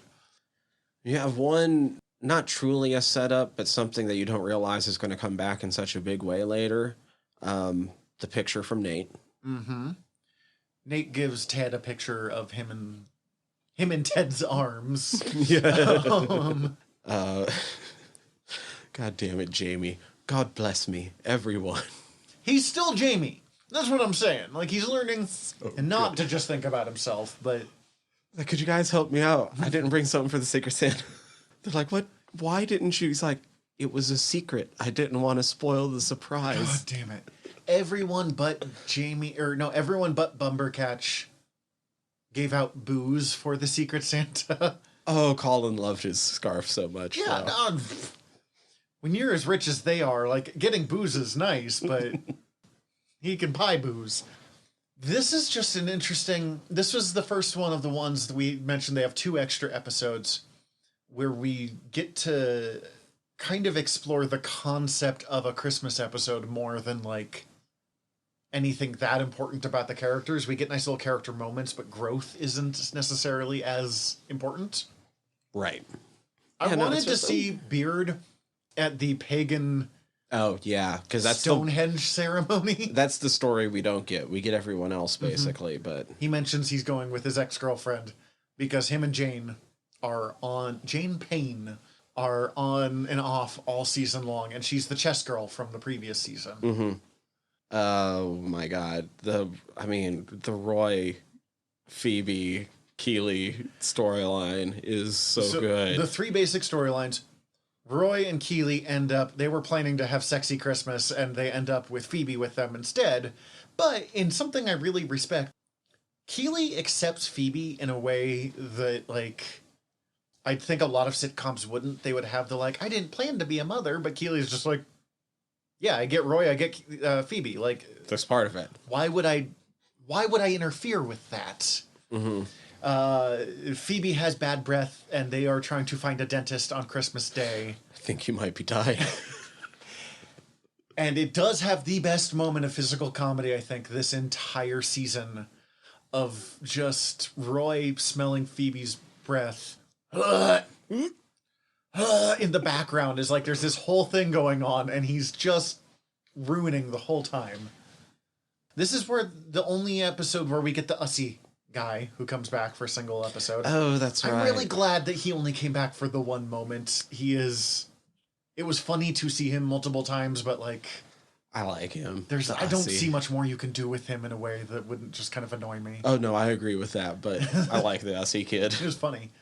I mean, it's a fun Christmas episode. Yeah. Like, it's extremely sweet how much of the team shows up at the Higginses. That's my favorite part overall. I just really love Leslie. Mm-hmm. So it's nice to see that. His kids are super adorable. Danny and Zorro playing Nerf with the kids. That was great. I loved how, like, Danny came in with his bowl, and he's telling Higgins' wife, like, oh, you add some tequila if you want to be cheeky about it. And she smells it. I already got tequila in it. And then at the end, at the dinner, they're clinking some tequila together. I'm like, yeah, they're getting fucking trashed. They are really getting... she's a Brit. She can drink, but, like, trying to keep up with Danny Rojas with tequila sounds like a dangerous prospect to me. And then Ted is alone on Christmas. It was supposed to have the night or the day with his son, but surprising no one. Because the son's what, like 8? Yeah, something like that. At the oldest. Cannot keep his attention on Christmas Day and ditches almost immediately. Not like in a mean way, not abandoning him, but just it's Christmas. He wants to go play. And now Ted is alone. And luckily, Rebecca comes and saves him, and I have had Last Christmas by Wham stuck in my head ever since this episode. But we get the first moments of when Ted goes dark. When he goes dark, it's very different than Dark Knight. It is Depression Ted. Oh, yeah. And we only get it for a moment because Rebecca shows up. But, like, we see him kind of, like, leaned super into the couch watching It's a Wonderful Life, drinking what's clearly quite a bit of that bottle of whiskey by that point. Mm-hmm. But yeah, I mean, as he even points out, they don't let it go that way, and it ends up being a wonderful Christmas, and everybody ends up spending it together by the end, and it's so nice. Except for Roy, who still has not joined back up with the team yet. Right. Which, I mean, that's also a little bit of his storyline that I also get, like, just not being able to come back to it after you have to leave it in the capacity that Yeah, he was in. Roy has been figuring out that he can't be who he was anymore. And it kind of was like, well, I don't have anything to do with them anymore because they were my teammates and I'm not on the team. Mm-hmm. Oh, that's the thing we haven't mentioned yet. Roy has become an announcer on TV. And it's amazing. And he swears a lot. It's fucking fantastic. Episode 5. Rainbow, which is referencing the Rolling Stones song, She's My Rainbow, which is an amazing song, by the way. This episode came out within a week of the drummer of the Rolling Stones dying. That fucked me up. This is Nate trying to get the table at the restaurant. Mm-hmm. This is Isaac falling off. This is where we get more Isaac. Isaac is someone that's been a character this whole time, and we see this character that's been developed. This is the first time we actually spend, like, time on him instead of he's advancing in the back. And this is the rom-communism episode, which the last half of this episode is just one of my favorite rom-coms. When Harry Met Sally? No, I mean, it's just in... Oh, it has become... This is... Okay, yeah, I agree with you. No, 100%. It's so good.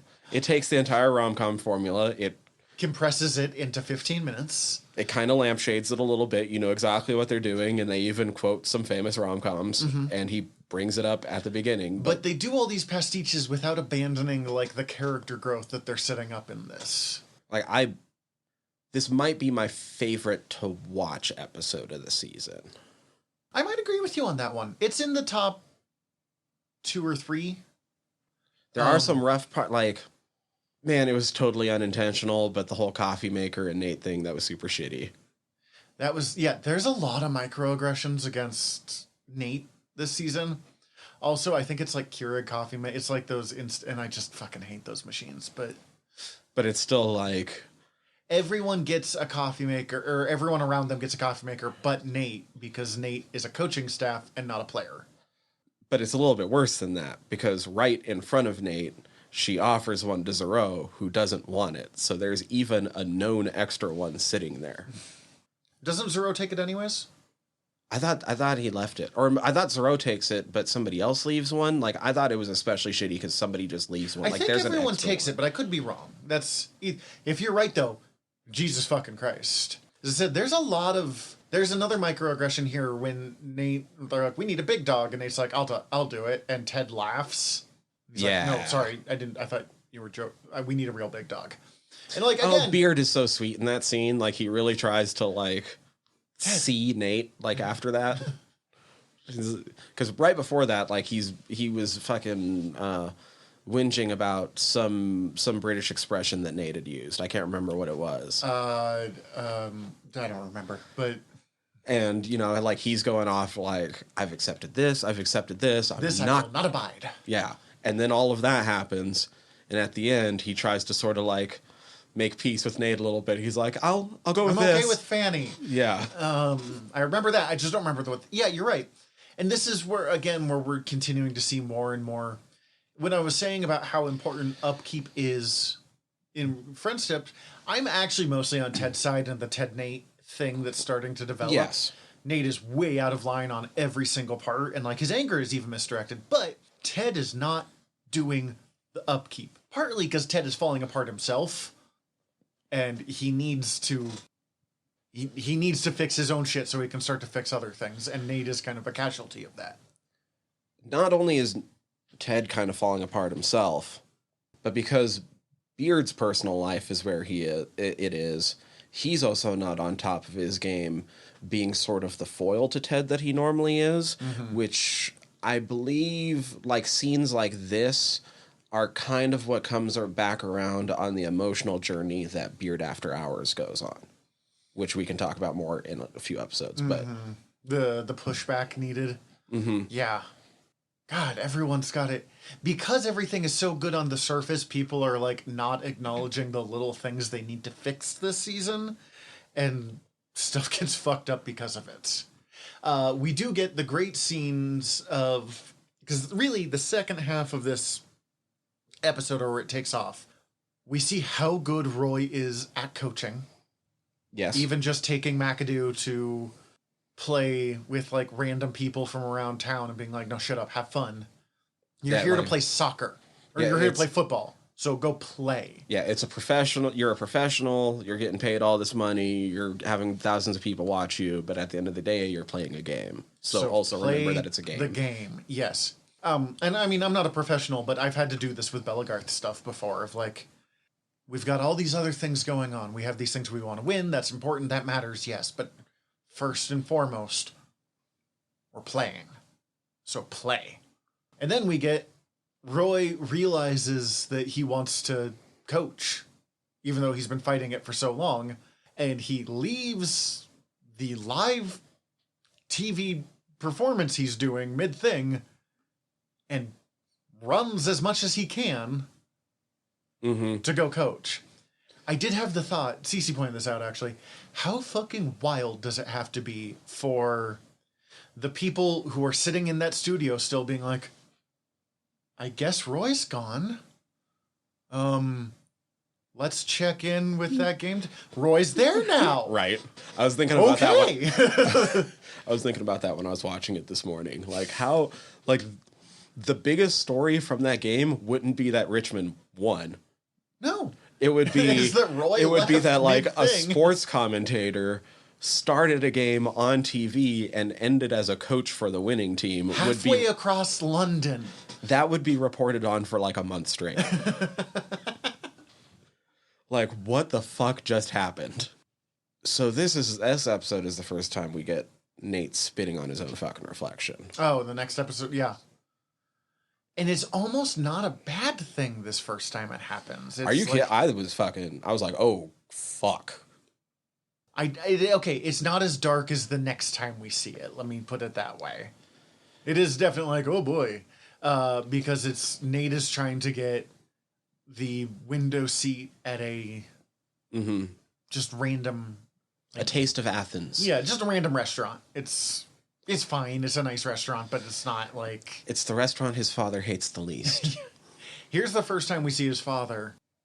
And you know what? There's places where Nate is being kind of a jerk here, but like the coldness that his father sends towards him, mostly unintentionally. I don't think he's like trying to be shitty to his son, but the damage he's put on his son by being disapproving of everything. Actually, you know what? I take that back because I just remembered. I think it's next episode. They talk about his father sat him and his like high school girlfriend down and said, "I think you can do better." To both That of them? is, and she believed him. That is fucked. That is like, Yeah, that's bad dadding. it's a really good joke, though. Oh, it's funny. But it turns out most jokes about like absent fathers in sitcoms cause horrific scarring, as we will see here. But Nate is trying to learn confidence. It feels, especially upon rewatch of this episode, when the making himself a big trick doesn't work the first time for him, it seems like he really quickly replays everything they told him and took the worst read of all of it from it. Oh, yeah. And then when it works, he continues with it for the rest of the season. He's like, oh, yeah. Hell yeah. Success. The problem is, the problem Nate has from this moment on is that any success, the joy he gets from that is really fleeting. But the sting from anytime there's a microaggression, anytime something goes bad, stays and festers and all. So even though people are being really supportive of him this entire time, he's not getting that. That's not staying, and he's just keeping the self-loathing. I will say, best joke of this episode is when Rebecca does the like go large thing and has her like whole hiss and everything. And one, the amount that she committed to that was incredible. Yes. And then Thin Keely's, Keely. fuck, you're amazing. Let's invade France. And you could miss it because it's a quiet line. There's almost no attention put on it. And it is just perfectly delivered. So good. What's Ted up to in this one? This is... Oh, fuck. What episode are we talking about? Rainbow? I mean, he doesn't do much in this one. He's mostly background and actually working with the team, and his biggest problem is that Isaac isn't doing good. And so he's he rom-coms with Roy. Yes. Okay. I'm sorry. For some reason, I thought we skipped to the next episode. That's all. No, You're I right, think that's we all talked the about same- the rom-com, but we focused more on the Roy part. But like, Yeah. Ted is the other half of that. And Ted is doing such a good job at winning over, like, pushing without being too aggressive. It's the next episode that we get some real growth from Ted. Or not even necessarily growth. We get the breaking point with Ted. Yeah, let's see. That is the signal. That is, starts out, we find out that Rebecca's mother has come to stay. And she is being... Oh, yeah, terrible? that's right. Not terrible, just repeating patterns. Yeah, this is the first... If I have, like, a big critique of this season, it's that the things with Rebecca's folks all happen in this season. Yeah, I'll if give that you makes I'll agree sense. with Like, that. rather than setting up this episode, maybe last season, and then culminating it much later on with her... Not much later on, but, like, a season isn't that long. No, it's 12 episodes in this one. I will say that it does kind of track... I don't have this relationship with my mother.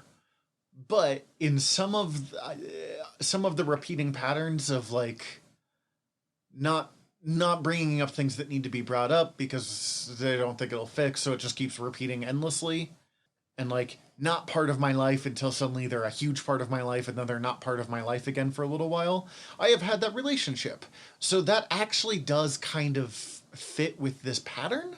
Mm-hmm. Because you really do get the sense that Rebecca's mom is only a part of Rebecca's life every time she leaves her father. Right. And then she just disappears again. I do think Rebecca's mom is kind of an amazing firebrand. I mean, she's awful, but, like, she's got bluntness on level with Jan Mas. Agreed. It's amazing. I think she's even better at the funeral. Oh, yeah. I like her much better in the funeral because we get actual, like, confrontation with her own failings there. But I think we needed to have this episode where we just see the pattern before we start to see it break in the funeral. We get Colin's mantra. I'm a strong, capable man. I'm not a piece of shit. We find out that the football fans from the pub watch every single thing they watch the same way they watch football because they do the same thing about Great British Bake Off, which I've started watching again. And Cece does, in fact, scream, "Poor little cakes, soggy bottoms," at it a lot. That's amazing. It's pretty wonderful. Poor little cakes, soggy bottoms. The reason I like the Roy and Keeley relationship so much is because Roy is so in love with Keeley in ways that you wouldn't necessarily expect to see from them otherwise. I'm like, I find that extremely relatable. I didn't write down in my notes which episode it happens. Which episode is where Ted learns girl talk? Episode 1. Did you notice that was kind of bookended later? Where? So Ted learning girl talk, at the very end, he's just like, wait, so sometimes it's just coming in here and listening the and not Diamond really Dogs doing is just girl anything. talk. Yeah, Diamond Dogs is just girl talk. When Roy is like, wait, it's... We'll get to that. That's the final episode. But God, that was good. Oh, I love the Diamond Dogs. I love that Ted references Stephen Wiebe versus Billy Mitchell. And we find out that Beard's mom is full-blown QAnon, which kind of explains a bit about Beard. Yeah. Oh, yeah. Fucking... This is the one that ends with Ted having the panic attack at the game, right? This whole episode is leading up to very specific things you think, and then Ted has a panic attack and flees the game, and the whole shift of the episode is a dramatic shift from that point on. And it does end with Ted clearly still recovering from a panic attack in Dr. Sharon's office, wanting to set up an appointment. That's what I mean. He hits rock bottom. Mm-hmm. Or as close as Ted... I mean, he's still doing pretty well, but, like... And then also important to the rest of the season, when Ted leaves, Nate steps in. And he kicks ass. I mean, he legitimately does really good here. And then starts ego scrolling after. Oh man, when we were watching it, I was just like, Nate, put down Twitter. And the first time I was like, yeah, buddy, like maybe don't get too stuck on that. This time I was like, no, Nate, step away from Twitter. He fucks up with Wonder Kid. I don't get his response to that one. Wonder Kid is... Because It's because he can't let go of any little embarrassment, but yeah. like... Wonder Kid is a really good nickname. Yeah, no, Wonder Kid is a great nickname, but it's the embarrassment factor and the fact that... he can't admit... Because in his version of being strong is you don't make mistakes, so he can't admit to mistakes. Because I think he's idolizing Ted a little bit there and not... Like, Ted doesn't make mistakes, so I can't make mistakes. He has all the weird amalgamation going on. Ted doesn't make mistakes, so I can't make mistakes. But also, I can't make mistakes because... My dad will judge me for it. Even my best has never been good enough for my father. Uh-huh. So I have to be perfect. And I have these issues with my dad, but also Ted is sort of my dad now, so I'm kind of transferring some of my issues with my dad onto Ted, even though Ted does not deserve them, Nathan. And somehow, in the midst of all this, I'm floored at the end of the episode because that's when you realize who Rebecca's been talking to on Banter. Sam Obisanya. Oh my god, the show was doing so well to set it up to be Ted. Uh-huh. You know, and I was thinking about this. I would not be unhappy if they end up with a Ted-Rebecca romance. Oh, it's no, set me up, either. they would do so well, it would work. But I'm also not at all unhappy that they don't seem to be interested in going down that route. Yeah. Also, I really like her and Sam. I don't think they should be together for various ethical I think there's reasons. other ethical reasons at play, but I really like them together. No, they're very cute. It's next episode, but Sam is a smooth motherfucker, apparently. Jesus Christ. Yo, that haircut also is on point. And we get little bits. McAdoo has become kind of like Beard. Yeah. Where we just get moments of him, especially because we get a bit more Beard this season than we did last season. We have that someone who just appears and you're like, what is your life, my guy? Well, even like the way, like we passed it, but the way McAdoo was like lording over the Secret Santa. Uh-huh. So good. Oh God. So good. Isaac's so fun, dude. I love Isaac. I really thought we were going to get more Zero this season. I thought we were going to get more Zero, and I thought we were going to get more Colin. And we got bits of Colin, and we got a little more Zero, but we didn't get... They kind of moved into the Sam position that Sam had last season. Yeah. Which is fine. We can't have too much of each person, because it will just get... There's just too... Yeah. There's too many. That next episode is Headspace. The one with Clingy Roy. Clingy Roy and the three Teds. Mm-hmm. Let's go with Roy first, because it's another thing that I had to learn the hard way of sometimes you just need to let your partner have space to be them too. Especially if you are working together. And I mean, Cece and I work at the same store, but we've always been careful not to work in the same department. So we don't have that every moment of every day around each other. Mm-hmm. But like it's because you love that person so much that you just want to be around them. But sometimes they need space to not be around the partner. In the same way that you need that space. Everyone needs that space. But damn, it can hurt when you're just like, but I just want to be with you. And like, yeah, I know I love you. But also, fuck off on out of here. I do love all the different ways that Roy does not care about people talking about him, though. Oh, yeah. It's amazing. Roy, I have to imagine he's been a football player since he was a kid. He is used to the paparazzi. Mm-hmm. He has had to deal with that pretty much his entire life. So people gossiping about him, fucking whatever. I'm Roy fucking Kent. But when it turns out that it's real stuff, that's when it kind of hurts. Oh, I love that he just yells whistle instead of actually whistling. And he'll do that throughout the rest of the season. Whistle! Whistle, whistle! So good. Also, anytime that he has a moment of realization, his response is just to yell fuck and storm off. The whistle thing reminded me of how fucking funny it was when Nate had the indoor whistle. We built you an indoor whistle. You can't be trusted. So good. This is a good episode. It's also the one that ended up with like the least amount of notes on because it's pretty straightforward. It's I felt a prep episode in a lot of ways. It is. We have hit this point. Now we need to like reset a little bit so we can prepare them for the end of the season. Well, and I feel like it's an episode where everyone is actually saying What they think. what they think. They might not be saying it to the right people at first, like Keeley going to everyone else instead of going. Well, and it's... And even that, like, I don't blame, like, you get advice from your friends. Yeah. I just also get she needed Roy's Dr. part about it. Yeah. Well, and it's in between two perfect episodes in a lot of ways. Mm-hmm. So it just kind of gets stuck. It's set up. The other thing is it takes Ted 3 tries to successfully go to therapy. The first one, he's just uncomfortable. He can't sit still and he literally flees. The second one, he's pissed. And he's it's the meanest we have ever seen Ted.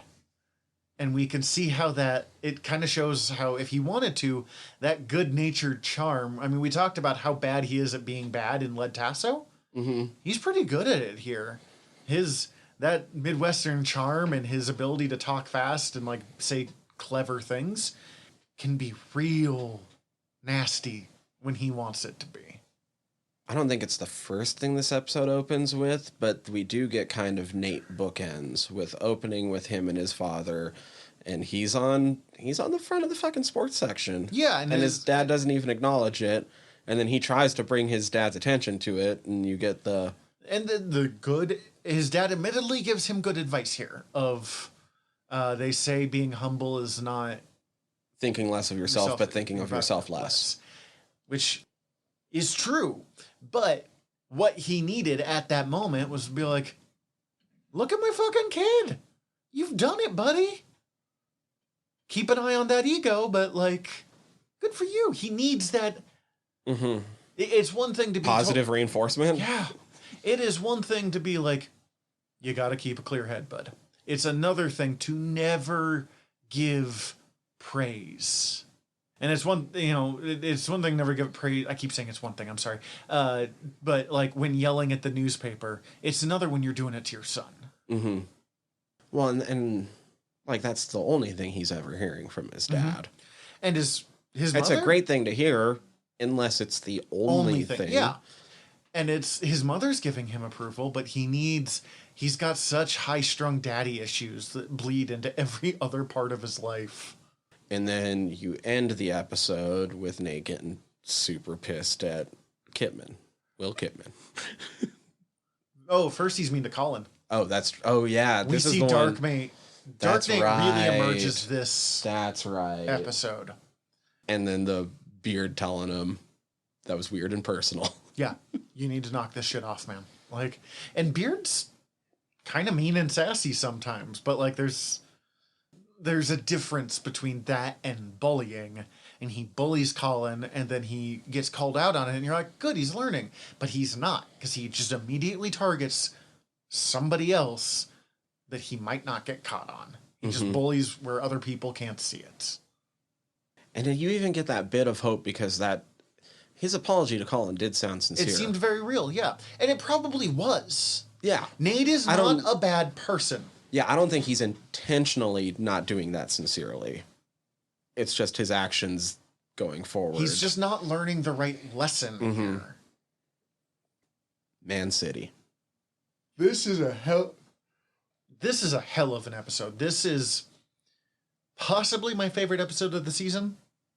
At least, like, highest quality episode of the season. First watch through, I probably would have said the same thing. I don't think it is anymore for me, though it maybe ranks with some of the top emotional moments with both highs and lows. When it comes to character growth and stuff, Beard After Hours is probably more brilliant. This one is... We're getting there. Yeah, I know. That's really what we want. Beard After Hours. But, like, God, the moments we get here. Ted is learning. Ted is going to therapy. It's kind of working. Well, yeah, but Man City opens with one of the biggest fake outs with what the fuck happened to Doc. Because Man City's the one where it starts with her getting in the fucking bike wreck. Oh, yeah. Oh, Jesus. For some reason, I thought that was... No, you're right. That's this one. And it starts with the accident. And you're like, holy fucking shit. Did Doc just die? While Ted's calling her? We haven't talked much about Fieldstone since her first episode, but she's been in the background of all of these. Mm-hmm. This is the one where we actually get to see a little bit about her because we get her outside of her professional setting for the first time. Well, and a little bit of what she's talking to her own therapist about. She's very frustrated that Ted won't open up. And then it turns out that she will not open up. Sam's got a date. We find out that it's him and Rebecca find out, and here's where Sam becomes from this point on, Sam is the smoothest motherfucker, which is wild when you look back at where he was. Season 1. And all of the growth feels real. Mm-hmm. It's all, but, oh my God. And the team has a chance of winning some big cup final. I don't remember what the cup is, but it's... FA Cup. It's a big deal. I mean, they went from 8 straight ties to finally breaking that tie with a loss, having really uneven, like, win-loss, and when they lose big, to they're in the semifinals for the FA Cup.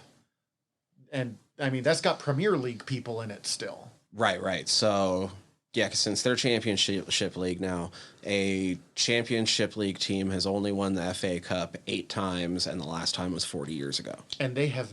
This is the closest they've been to winning a trophy in the history of the team, by the sound of it. Because remember, Richmond's never won a trophy. Right. God, there's a lot that happens in this episode. This episode's so full. It's also... Weren't most of the episodes in the first season, like, right about 30 minutes? Yeah, and most of them were about 45 in this one. Yeah, and this is one of the ones that's like 47. Oh, God, it's... Maybe not quite that long, but it's... Just chock full. Because you get Isaac giving Sam the haircut, which is awesome. Jan fucking interrupting, too, is hilarious. Shut now! The fuck up, Jan Mas. We get the date, and turning out that these two are super good together. Again, she's his boss. I don't have a problem with her being... She keeps being like, I'm a pedophile. No, he's in his 20s. Like, yeah, it's weird, and I don't feel like it's going to last, but whatever. You two have fun. Mm-hmm. Like, there's no... But the power structure at work makes it really fucked up. This is the one where Roy gets called in because Phoebe's cussing too much. Jesus, you're right. Everything... This is like half of a season in a single episode. And so this is where they set up the Roy Keeley cliffhanger. Mm-hmm. We get a little bit of it before. Because you meet the teacher. Roy and the teacher, and, I feel like everyone's got this. The person... Well, I guess, you met her earlier, but...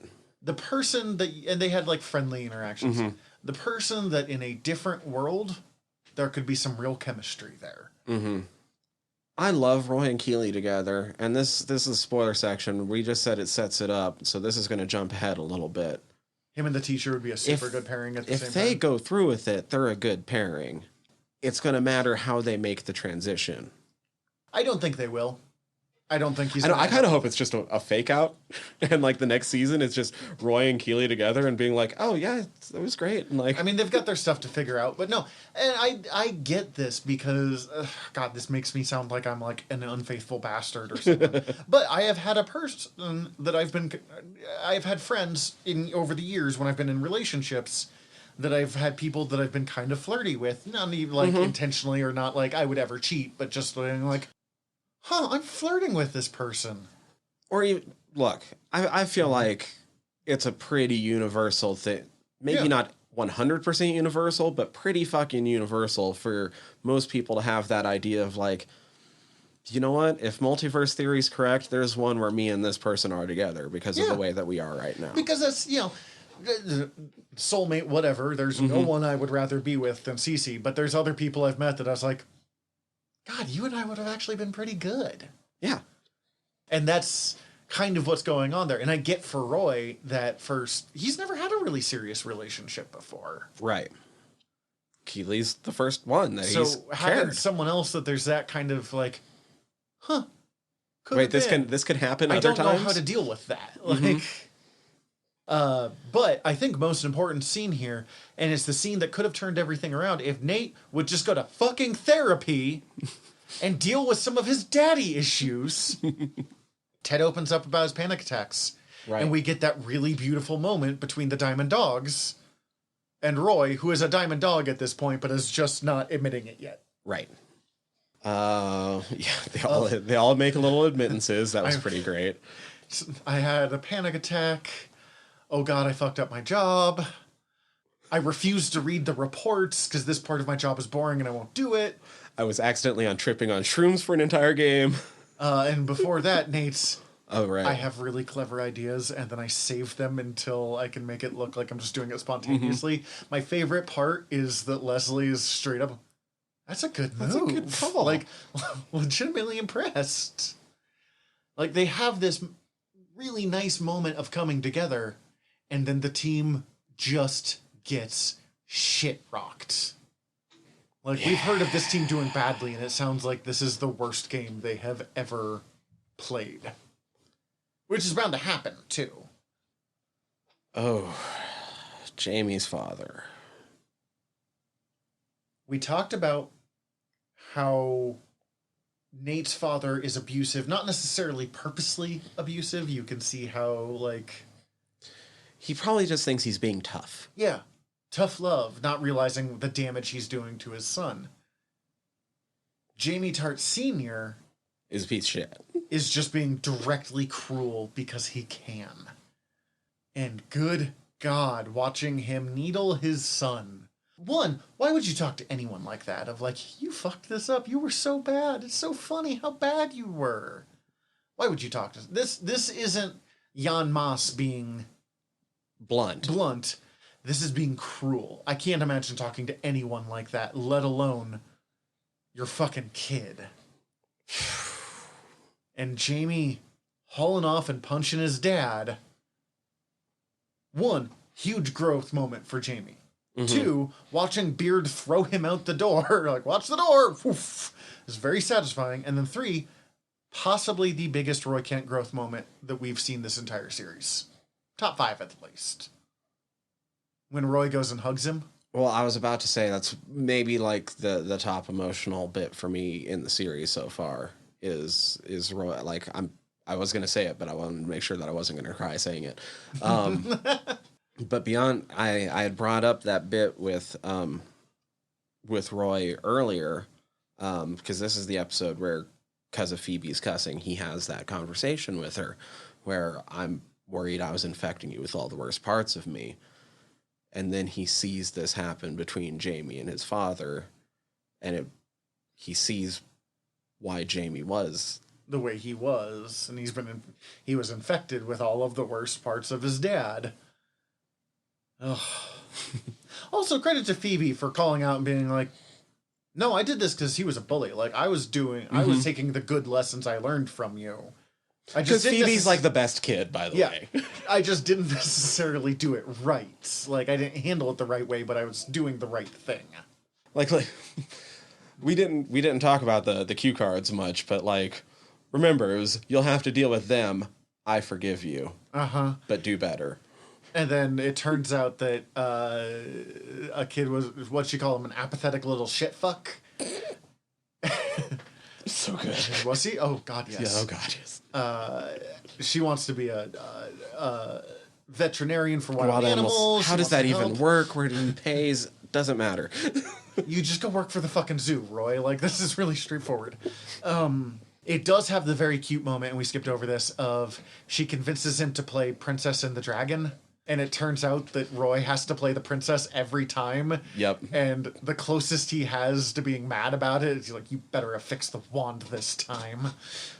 That was so good. It was so cute. Also, can we get ice cream? And he's like, no. And the next time you see them, they're eating ice cream. Mm-hmm. Like, she's got him wrapped around her little finger.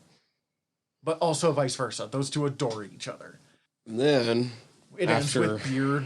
No, it doesn't. We skipped over Ted. The most important part of the season. Because you find out why Ted never quits. Because his dad committed suicide. And our long period of silence matches the long period when you watch that and you're like, It wasn't even a surprise, but still, like, oh. Well, especially by that point, you've put together something happened, but you still don't know what. Mm-hmm. I wasn't surprised at all that it killed himself. And we knew his dad was dead. Mm-hmm. But, like, it's just heavy. It is. Ted doesn't show weakness much. He'll be wrong, he'll fail, and he'll accept that and roll with it in front of you. Watching him open up with that in the crowd, that is some of the best acting that Sudeikis has done this entire series. And it's very quiet stuff that he's doing there. And then Beard. And then Beard. And then Beard is like, nah, I gotta go work this out. Which takes us to probably the most intelligent, but definitely the, like, weirdest episode. Yeah, so Beard After Hours, episode 9, this seemed to be the one, when it came out, that caused the most divisiveness. See, there was very strong reaction about the Christmas one. But yeah, this one, because people were like, what the fuck is this episode? It's out of nowhere. Once again, at this point in the season, not everyone had been clued into the fact that this was now a 12-episode season instead of 10. That there were 2 more episodes after this, not like the finale. Because if this was, in fact, the penultimate episode, it would have been a bad episode. I mean, it's still been a good episode, but a really bad call to do. Mm-hmm. And we talked about this in the first... We wanted an episode about what Beard gets up to. And they delivered in ways that, like, you couldn't really expect. In a weird way, this is almost my favorite thing that Ted Lasso's done. I love this episode. It's up there. I kind of want to watch it again, and I just watched it on Friday. It's Monday. This sort of shit is right up my alley. Well, and you're getting a lot more of the references than I am. Well, no, not even because of the references. Like, the big references, it's a reference to After Hours. Mm-hmm. Which I have not seen. So. I have not seen it either. Because it's not... It's a reference to After Hours, especially in the name, but, like... it's more just done in a lot more modern and filmic style. Mm-hmm. It's a very postmodern storytelling rather than standard sitcom storytelling. And we normally don't get that in TV, almost like at all. It feels almost no need for like setup for jokes and punchlines. It's funny at spots, but there's very few bits where it's like someone delivers a quick slick line and you go, ha-ha! Trying to think about how to go about this, because I have a lot of thoughts about this episode. Like I said, we probably could have done just an episode on this episode, yeah. What does this one do for you? Because you also really like it, and I'm curious. How do you see this episode? Like, how does it fit in for you? I love how much it builds the character of Beard. It really does. And in a way, you know, I kind of worried when we were going to get a what does Beard get up to episode, that it would almost go somehow kind of slapstick. Mm-hmm. But it catches, like, as bizarre as Beard is, his life is even more bizarre. But we still get the melancholy that is ever present in Beard. That is really, like, if you don't see it before this, it's all there. I don't know. It's like a good side quest in a video game. Okay. This one, the first time I watched it, I knew I was going to have to watch it again, because I knew, I was like, oh shit, I'm catching a little bit of something. What exactly are they doing here other than just giving me a Beard story? Which, like you said, we were wanting a Beard story. Mm-hmm. But I'm like, I watch a movie every week for a different podcast. I'm catching some of what they're laying down. What's going on here? Well, this is why I wanted to talk to you about this one specifically, because you are a much more, like, critical viewer of things. I'm like, I liked it. But so I like this episode more every time I watch it, because I can follow. A lot of it is done kind of intentionally vaguely, and part of what it's doing is trying to make the audience ask questions. And because you don't get given a lot of concrete answers, it means as part of the art that there's usually more than one take on exactly what's going on at any given time. Well, I do know there was a whole lot of debate about, like, was this scene even real? Did it even actually happen on certain bits of it? And that has been partially cleared up, at least. Yeah, most of it happened, at least. If not all of it. Because I've seen at least one interview with Brendan Hunt. Oh, yeah, and Brendan Hunt's very clear that in his mind, all of this actually happened. Except for the broadcasters. which are Except for pretty the obviously yes. not supposed to. I feel like the episode frames them as very obviously being... They're like, not actually turning and talking. Yeah, they're very obviously Beard's inner voices. Like, I hope nobody's confused by their part in this. But Shut up, Terry O'Reed. I would say the only thing that's confusing is, are they actually there at the end, sitting there at the bar? Which would be actually a really funny joke if that was them. Like, yeah, the one time that they're actually... So this episode is...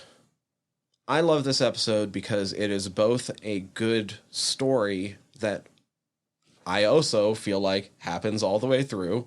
I don't think it's like, oh, did that actually happen? Everything that happens in the story happens and is good and able to follow it through, but it's also a story where a lot of things are standing in for Beard's emotional journey, especially through this season, but especially as it relates to losing a big game against Man City. That's partially shown just by the fact that the blue moon chases them throughout this entire episode.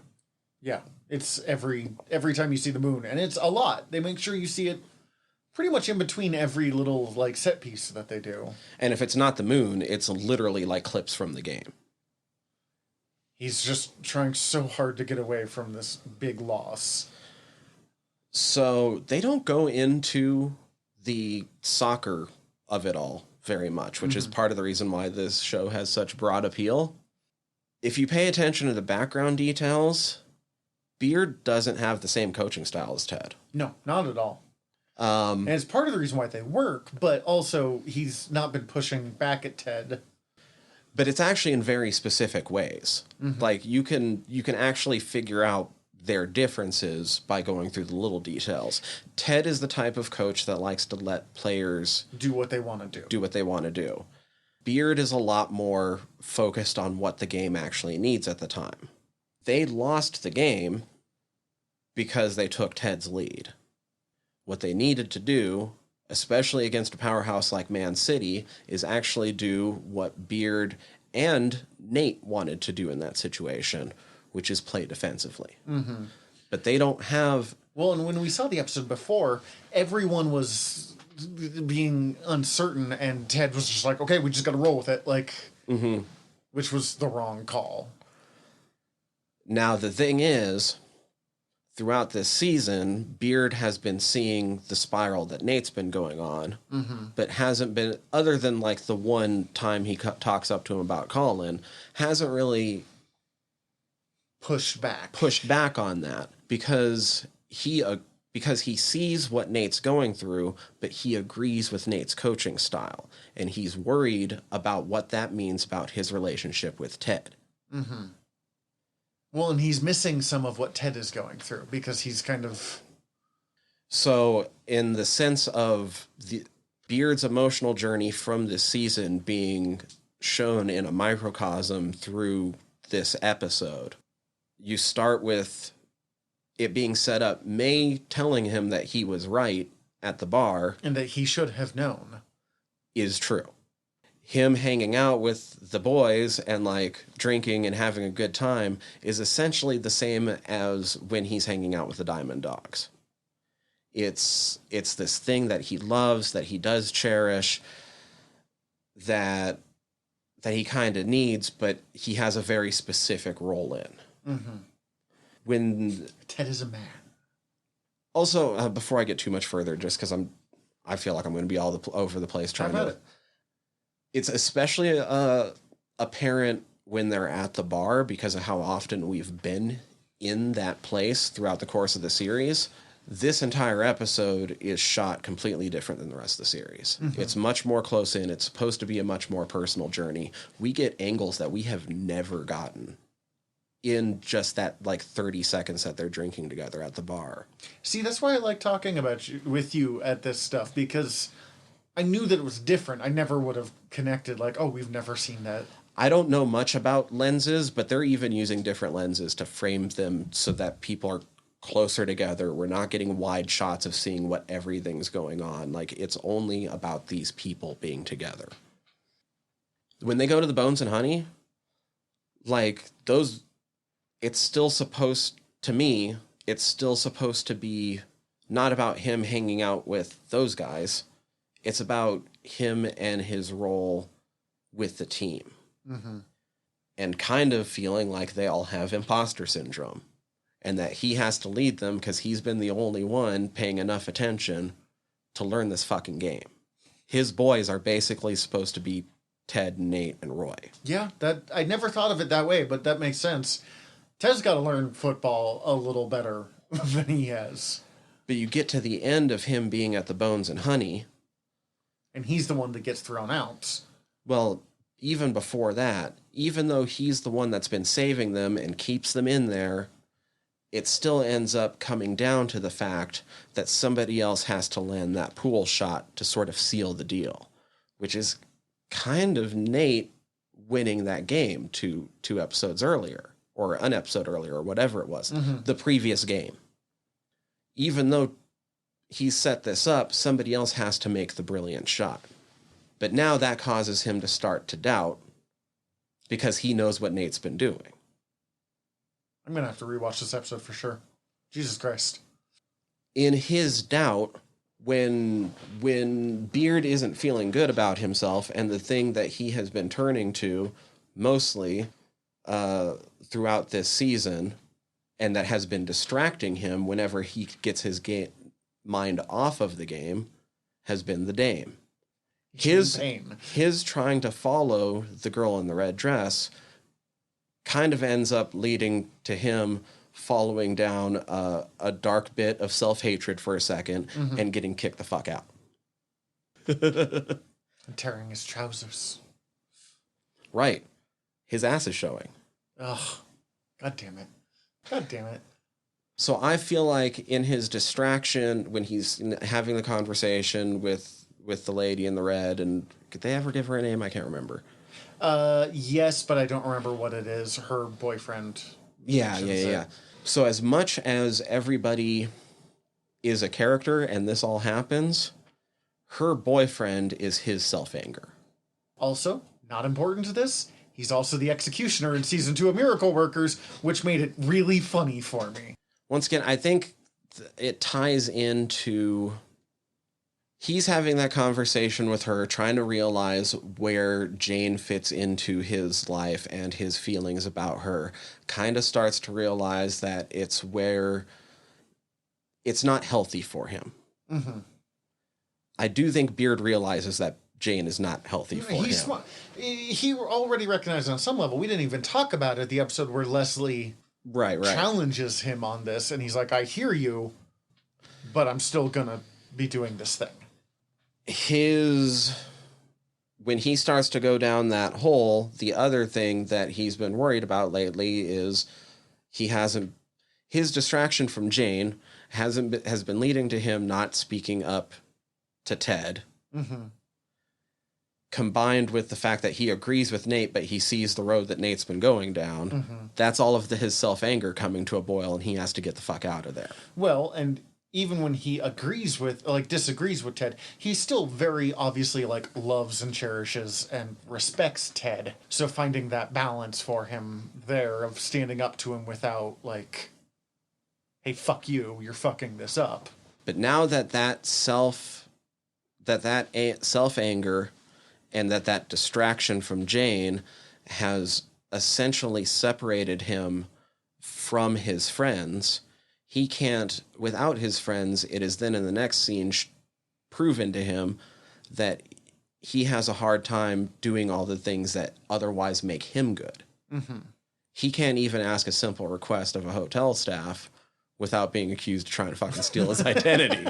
You know what I'm saying? Yeah, he needs those other people, even if those other people are causing him problems. There is more to Beard's backstory that we don't know.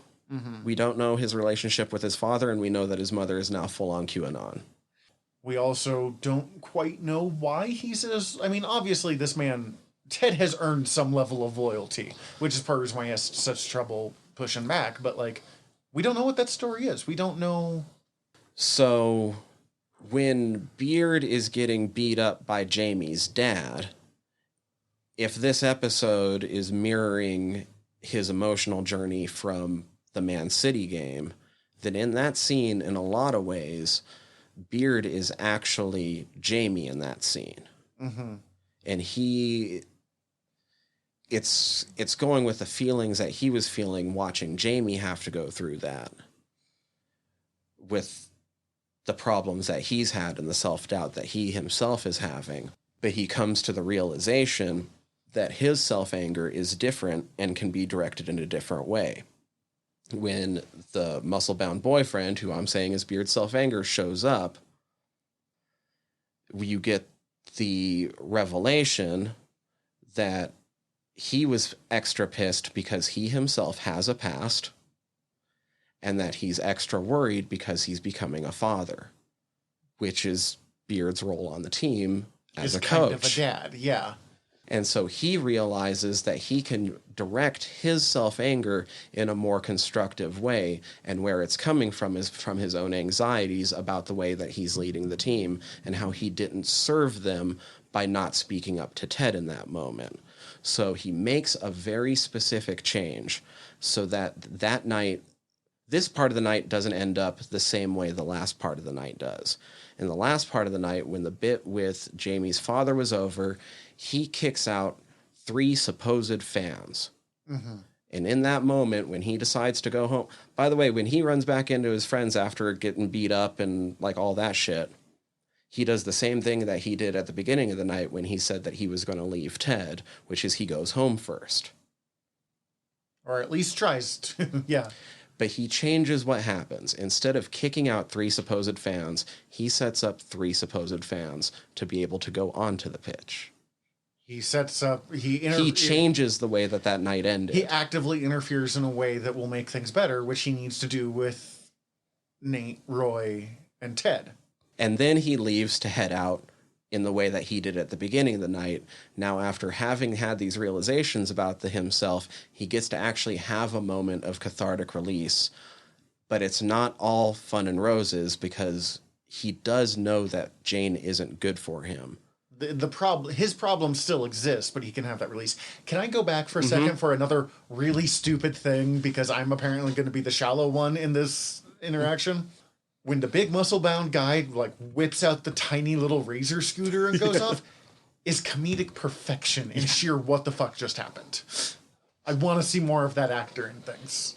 In a lot of ways, the last 10 minutes of him going to the church and then going to the party and meeting Jane is kind of what, quote unquote, actually happened that night, and everything leading up to that was just his inner turmoil of what leads him to feeling like he still needs to have some sort of release to get back to being right, even though the only release he has in that moment is someone that he kind of knows is still not great for him. Well, and it is interesting. We do see the places where she is kind of good for him. Mm-hmm.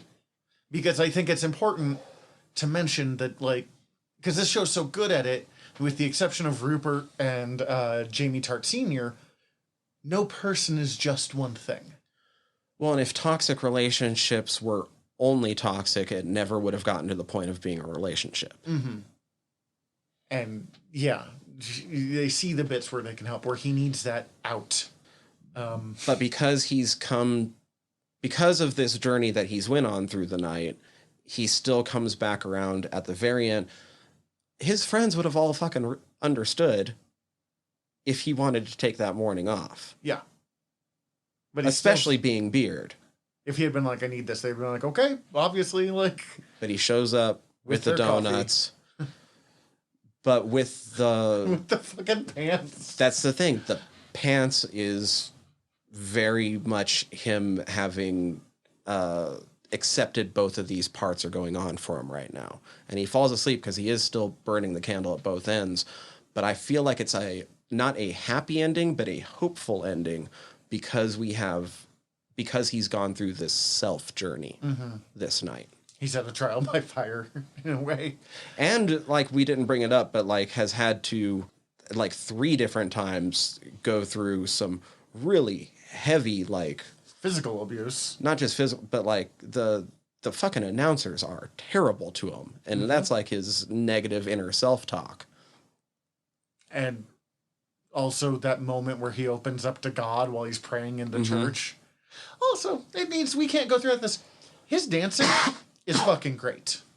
Apparently, he actually really likes to dance. He read actually the same interview that I did. He really likes to hula hoop and is really bummed that he didn't get into better shape for that scene. Yeah, he said he was sick or something like that, so he didn't get to dance as well as he does.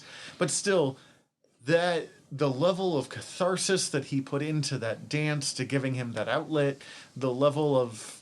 They talked about how they wanted that rave to feel like a real... And I don't know what a rave fucking feels like. I'm an introvert from Missoula.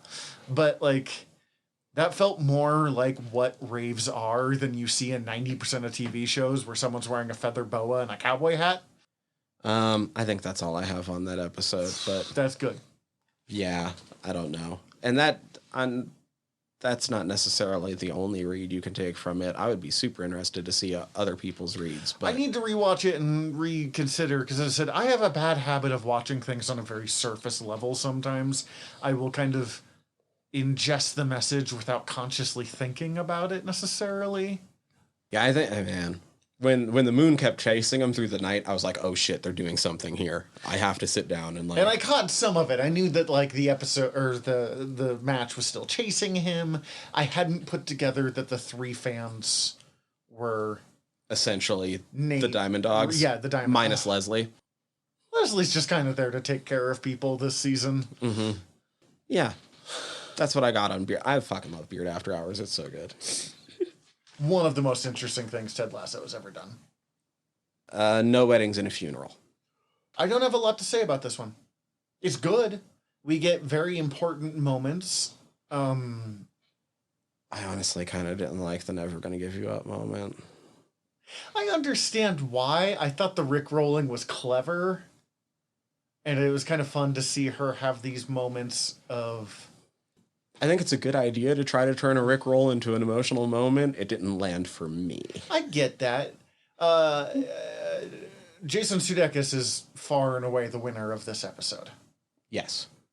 Ted's therapy where he finally confronts the death of his father in all the different ways is...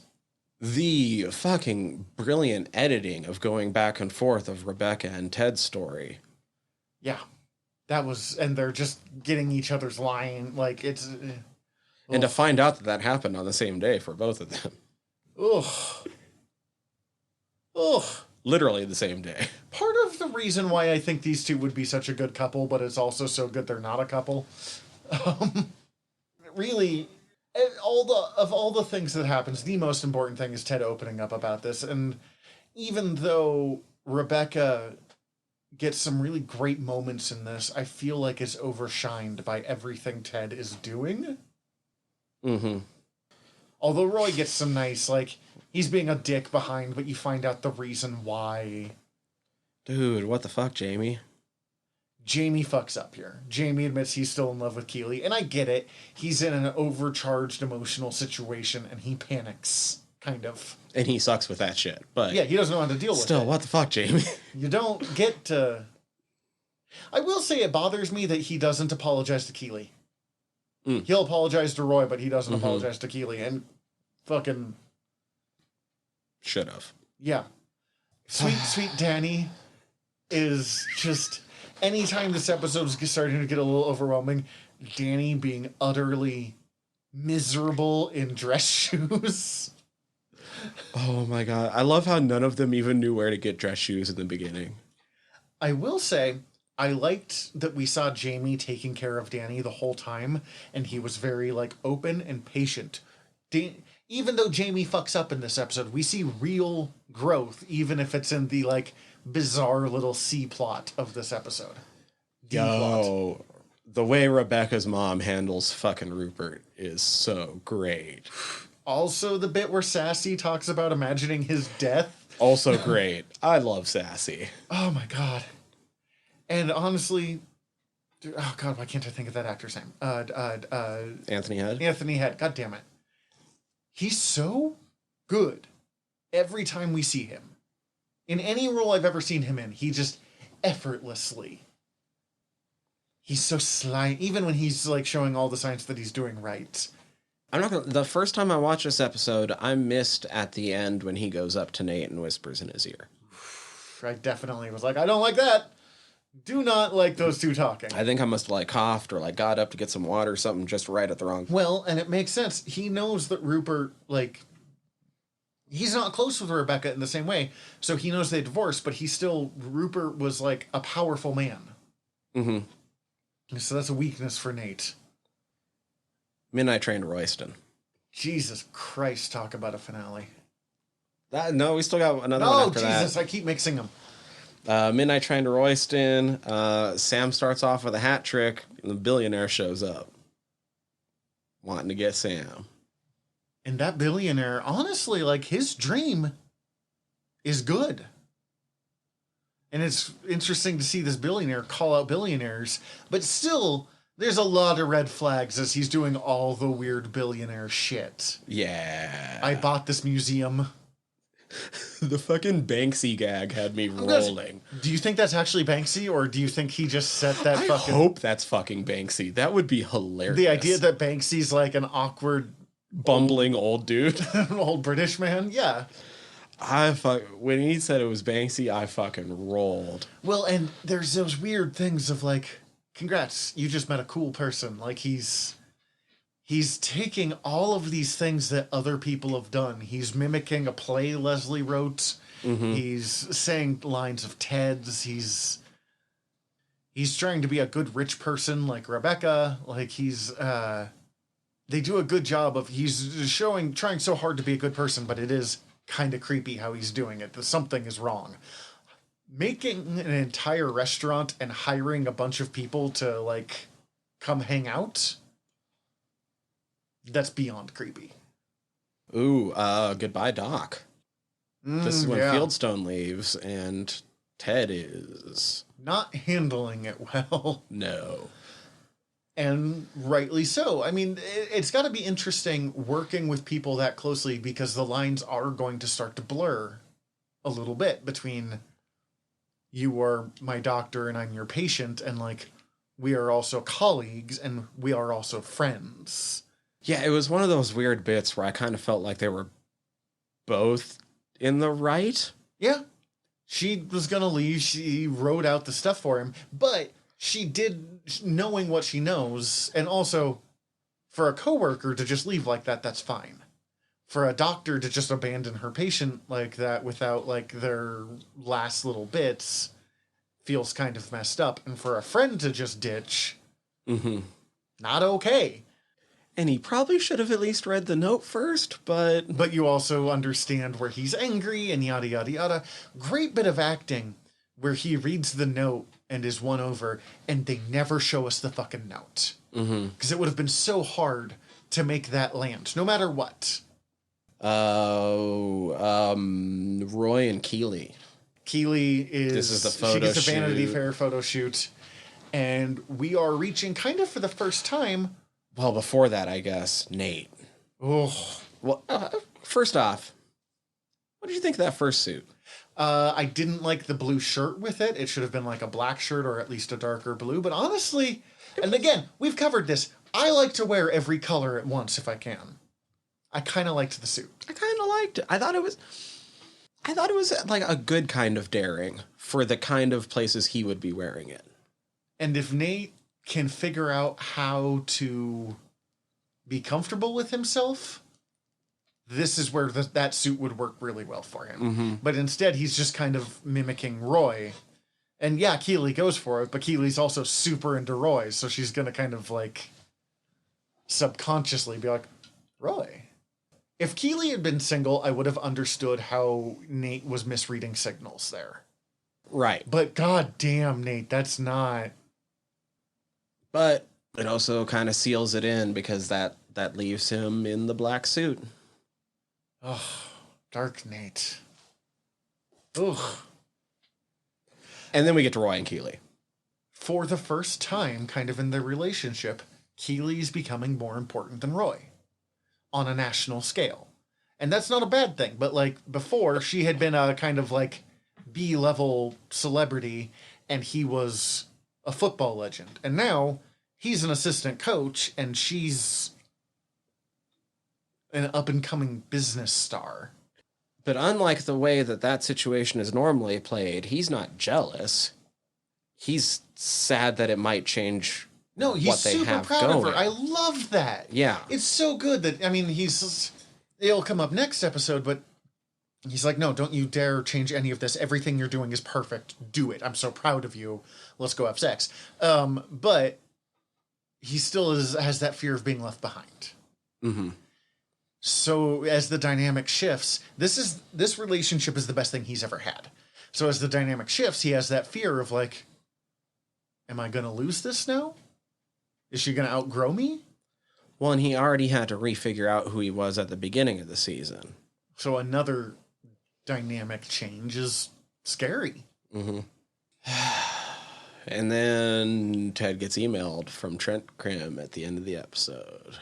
Nate has leaked to the press that Ted's been having panic attacks. And one, absolute fuck you, Nate. Like, you saw that he was opening up, that he's been working on shit. What the absolute fuck is wrong with you? Also, Trent, you can't do that, man. You can't give away your source. Right. Which, to be fair, then the next episode, you Trent find out... admits it and quits. Like, Yeah. Yes, I get it. But also, Trent. Which brings us to our final episode. Inverting the Pyramid of Success. One of the best names of the season, I feel like. It's match day. Big match. It's the match. And once again, they just need a tie. It's such a tie-in to... it's such a connection to the last episode, or last season. They've got Nate's... What is that? The False Nine? Yes. And here's the weird thing. Ted is constantly giving Nate credit for this. It's Nate's False Nine. And it's not what Nate thinks of Ted trying to distance himself from this thing, but he's trying to give credit where credit is due. But since Nate has become so wrapped up in everything that he's got going on, he's just decided that this is Ted. Because he decided that Ted is stealing glory from the rest of them, this is Ted dodging responsibility. Yeah. And then, man, the heartbreaking thing. So the False Nine's going, whatever. It's kind of not working the first half. Mm-hmm. To keep with the Nate part of it all, like during halftime, you get the actual Nate blow up on Ted. Ugh. And there's bits of truth in his blow up mixed in with all of this. They haven't had a scene where those two interact directly alone since the fucking auction scene in halfway through season 1. Right. Maybe a little after. The closest they've had is when, like, Ted yells at Nathan because he's going through his divorce shit. And then immediately apologizes. Like, that era of Ted Lasso is the last time these two have had scenes alone. Mm-hmm.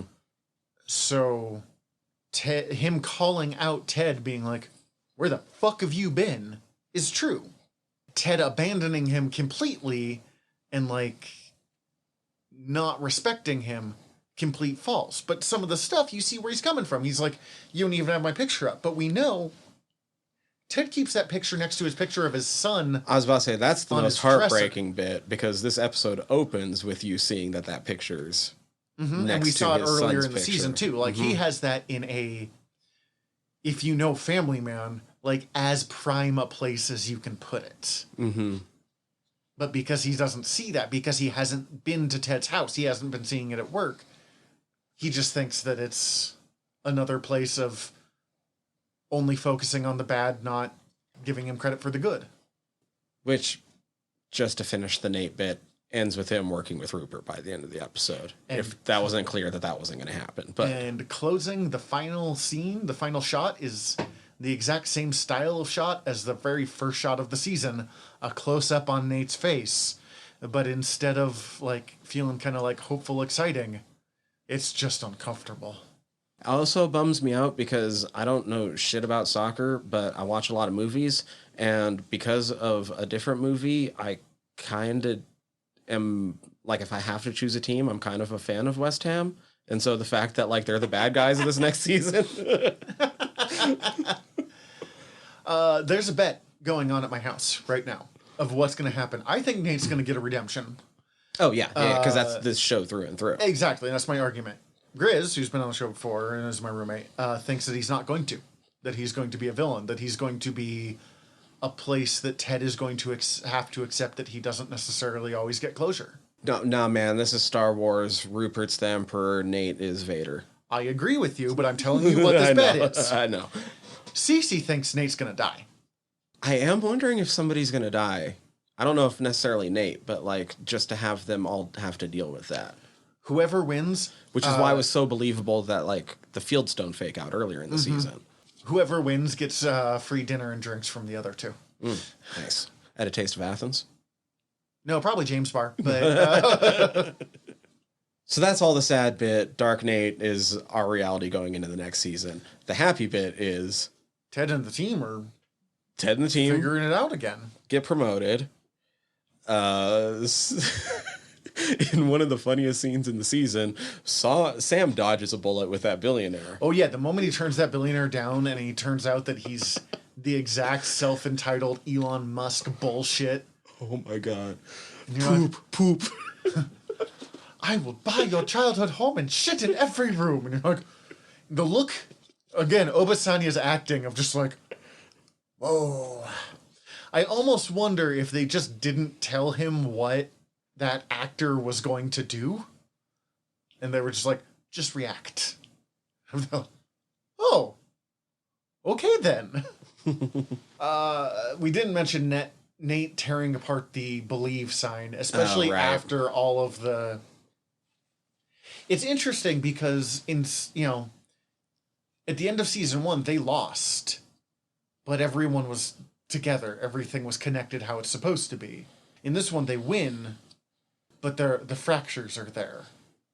Rebecca and Sam still don't know what they have going on and have kind of broken it off. Mm-hmm. Nate left. Nate tore up the sign, told Ted, fuck yourself, and left. And even though that last little bit, we get jump forwards in time, they don't touch Keely and Roy. Nope. We're going to have to see what's happening. I will say, because Roy's like, hey, I showed up with this like super great 6-week vacation we're going on. And she's like, I can't. And I can see how Roy's like, oh, fuck, scared, fear, oh, God. But also, you don't buy your partner 6-week tickets without, like, talking to them first. And if you don't talk to them first, you don't get to be unhappy when they, like, well, I can't, because you didn't check with me first. So we could have found a way to fit this. And now it's Trent Krim, independent. I think Trent Krim, because I read a thing that confirmed both Trent and Sharon Fieldstone will be in the next season. Okay. I don't know what's going to go on with Sharon. I hope she gets hired onto Nate's team. Oh, that'd be interesting. I would love that. Nate starts getting therapy independent of the others and then goes and corrects stuff. I think Trent's going to get Keely's old job. Oh, interesting. I could see that. Okay, that'd be cool. Like PR for the team and whatever. Even if it's not like his permanent job, like while he's writing a novel or something, they're still going to need someone doing that job, and Trent Grimm is now independent. And he has shown a loyalty to Ted that is insane. That, like, led him to breaking one of the, like, most important rules of his profession and quitting his job as a result. I think Roy and Keely will be engaged by the end of the season, but I'm not 100% sure what the road will be to get there. Are there any of the slightly more background players you want to see be given either the Sam treatment or the Isaac treatment this next season? If anyone needs to get bumped up to the Sam treatment, it's Isaac, and put Sam as like full cast member now instead of recurring. But again, it's so crowded that it becomes hard to like, how are you going to fit all that? God, I would love to see more Colin still. I would love more Bumbercatch. Oh, yeah. I don't know why I really like Bumbercatch, but he's great. Jan Moss. Maybe. I like Jan Moss as little. Jan Moss is perfect where he is as this like weirdo who will occasionally call out what's going on and needs called out. Yeah, Colin probably, if anybody. Well, and he's kind of been set up to that he would be the easiest to put into that. Maybe a little more on Jamie. Jamie grew a lot this time, but he wasn't like the forefront of any point. Mm-hmm. Sam much more took the lead, which actually fits. I mentioned my critique of last season of like most of the leads were white, and then all of the black people in the show were like recurring characters. Bumping Sam up to a lot more appearance and putting in Fieldstone definitely, I felt like, made this show a lot less pale. I don't know if I really have any like specific things I want to see of the next season. Trusting. I've decided. They have said that, because they had originally planned for this to be a 3-season show, that they are setting this up to be that. And if they go on, they'll leave it. They can set it up so they can keep going afterwards, but they're going to finish telling the story they set out to tell. Cool. Which is I'm smart. down with that, yeah. Because we have seen a lot of shows get ruined because they just decided to stick in a holding pattern waiting for the ending because it got popular. Mm-hmm. How I Met Your Mother comes to mind.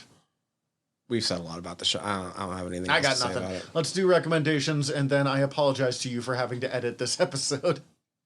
Recommendations. I can go first if you need a moment. Yeah, I'm going to. Yeah. Go first. Nightwing by Tom Taylor and Bruno Redondo. The hardcover just came out this week, I think.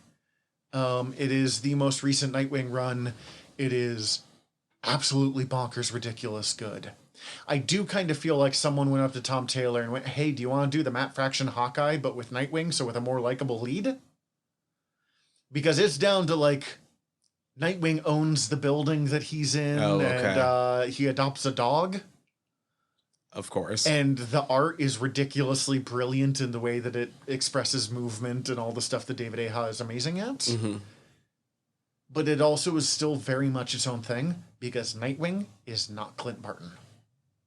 And you see the big overall running plotline of this is recently in the comics, there's been two big things. One, Nightwing forgot who he was. Mm-hmm.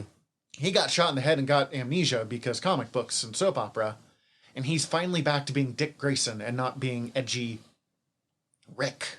R.I.C. Hated. No one liked it. I don't even think the authors liked it. He's finally back being Dick Grayson, and it's showing why Dick Grayson is important. The other big thing that's happening is Alfred was killed. Right. Yeah.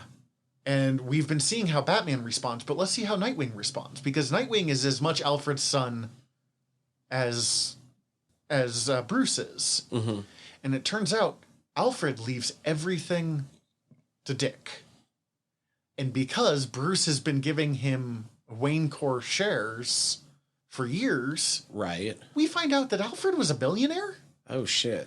And just didn't tell anyone. He just kept being a butler because he wanted to, because he wanted to look up. And I do like, there's a moment where Superman talks about how much he looked up to Alfred, and they're like, what, really? You looked up to Alfred Pennyworth? And he's like, look what has been done by the men that man raised. Mm. Like, the heroes that Alfred raised have saved the world. Of course I looked up to Alfred. Look at him. And also that, like, in a lot of ways, Dick Grayson is that person too. He's the one everyone trusts in the same way that everyone kind of trusts Alfred.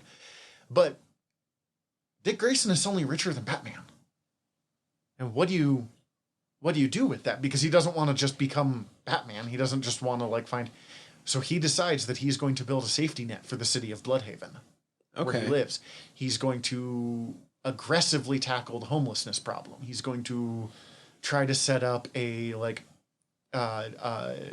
basic living wage for every person in Bloodhaven. He's going to do all of the things that we should really be talking about doing. Mm-hmm. Is it going to work? Who knows? Because there's all the forces pushing against him. But, like, I don't know. It's so much of Dick has always done good. Let's see him try to do good on a real scale. And then art that is... I'm going to give it the most brilliant art to come out in a book this year. 2021, best book of the year, Nightwing. Far and away.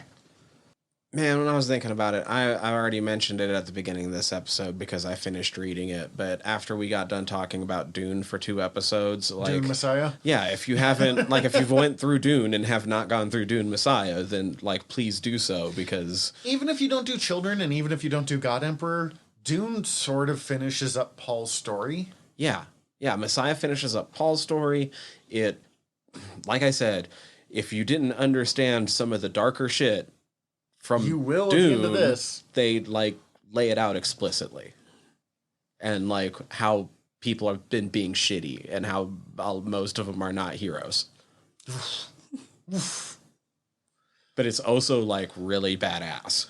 If you enjoy Game of Thrones, like the early stuff when they're still dealing with the politics and the really convoluted like plots between houses and all that fun stuff, Messiah does it at least as well. Absolutely. And you also get a Duncan Idaho with metal eyes. That'll be fun with Jason Momoa. Right? That's what I was thinking. That's what I was thinking.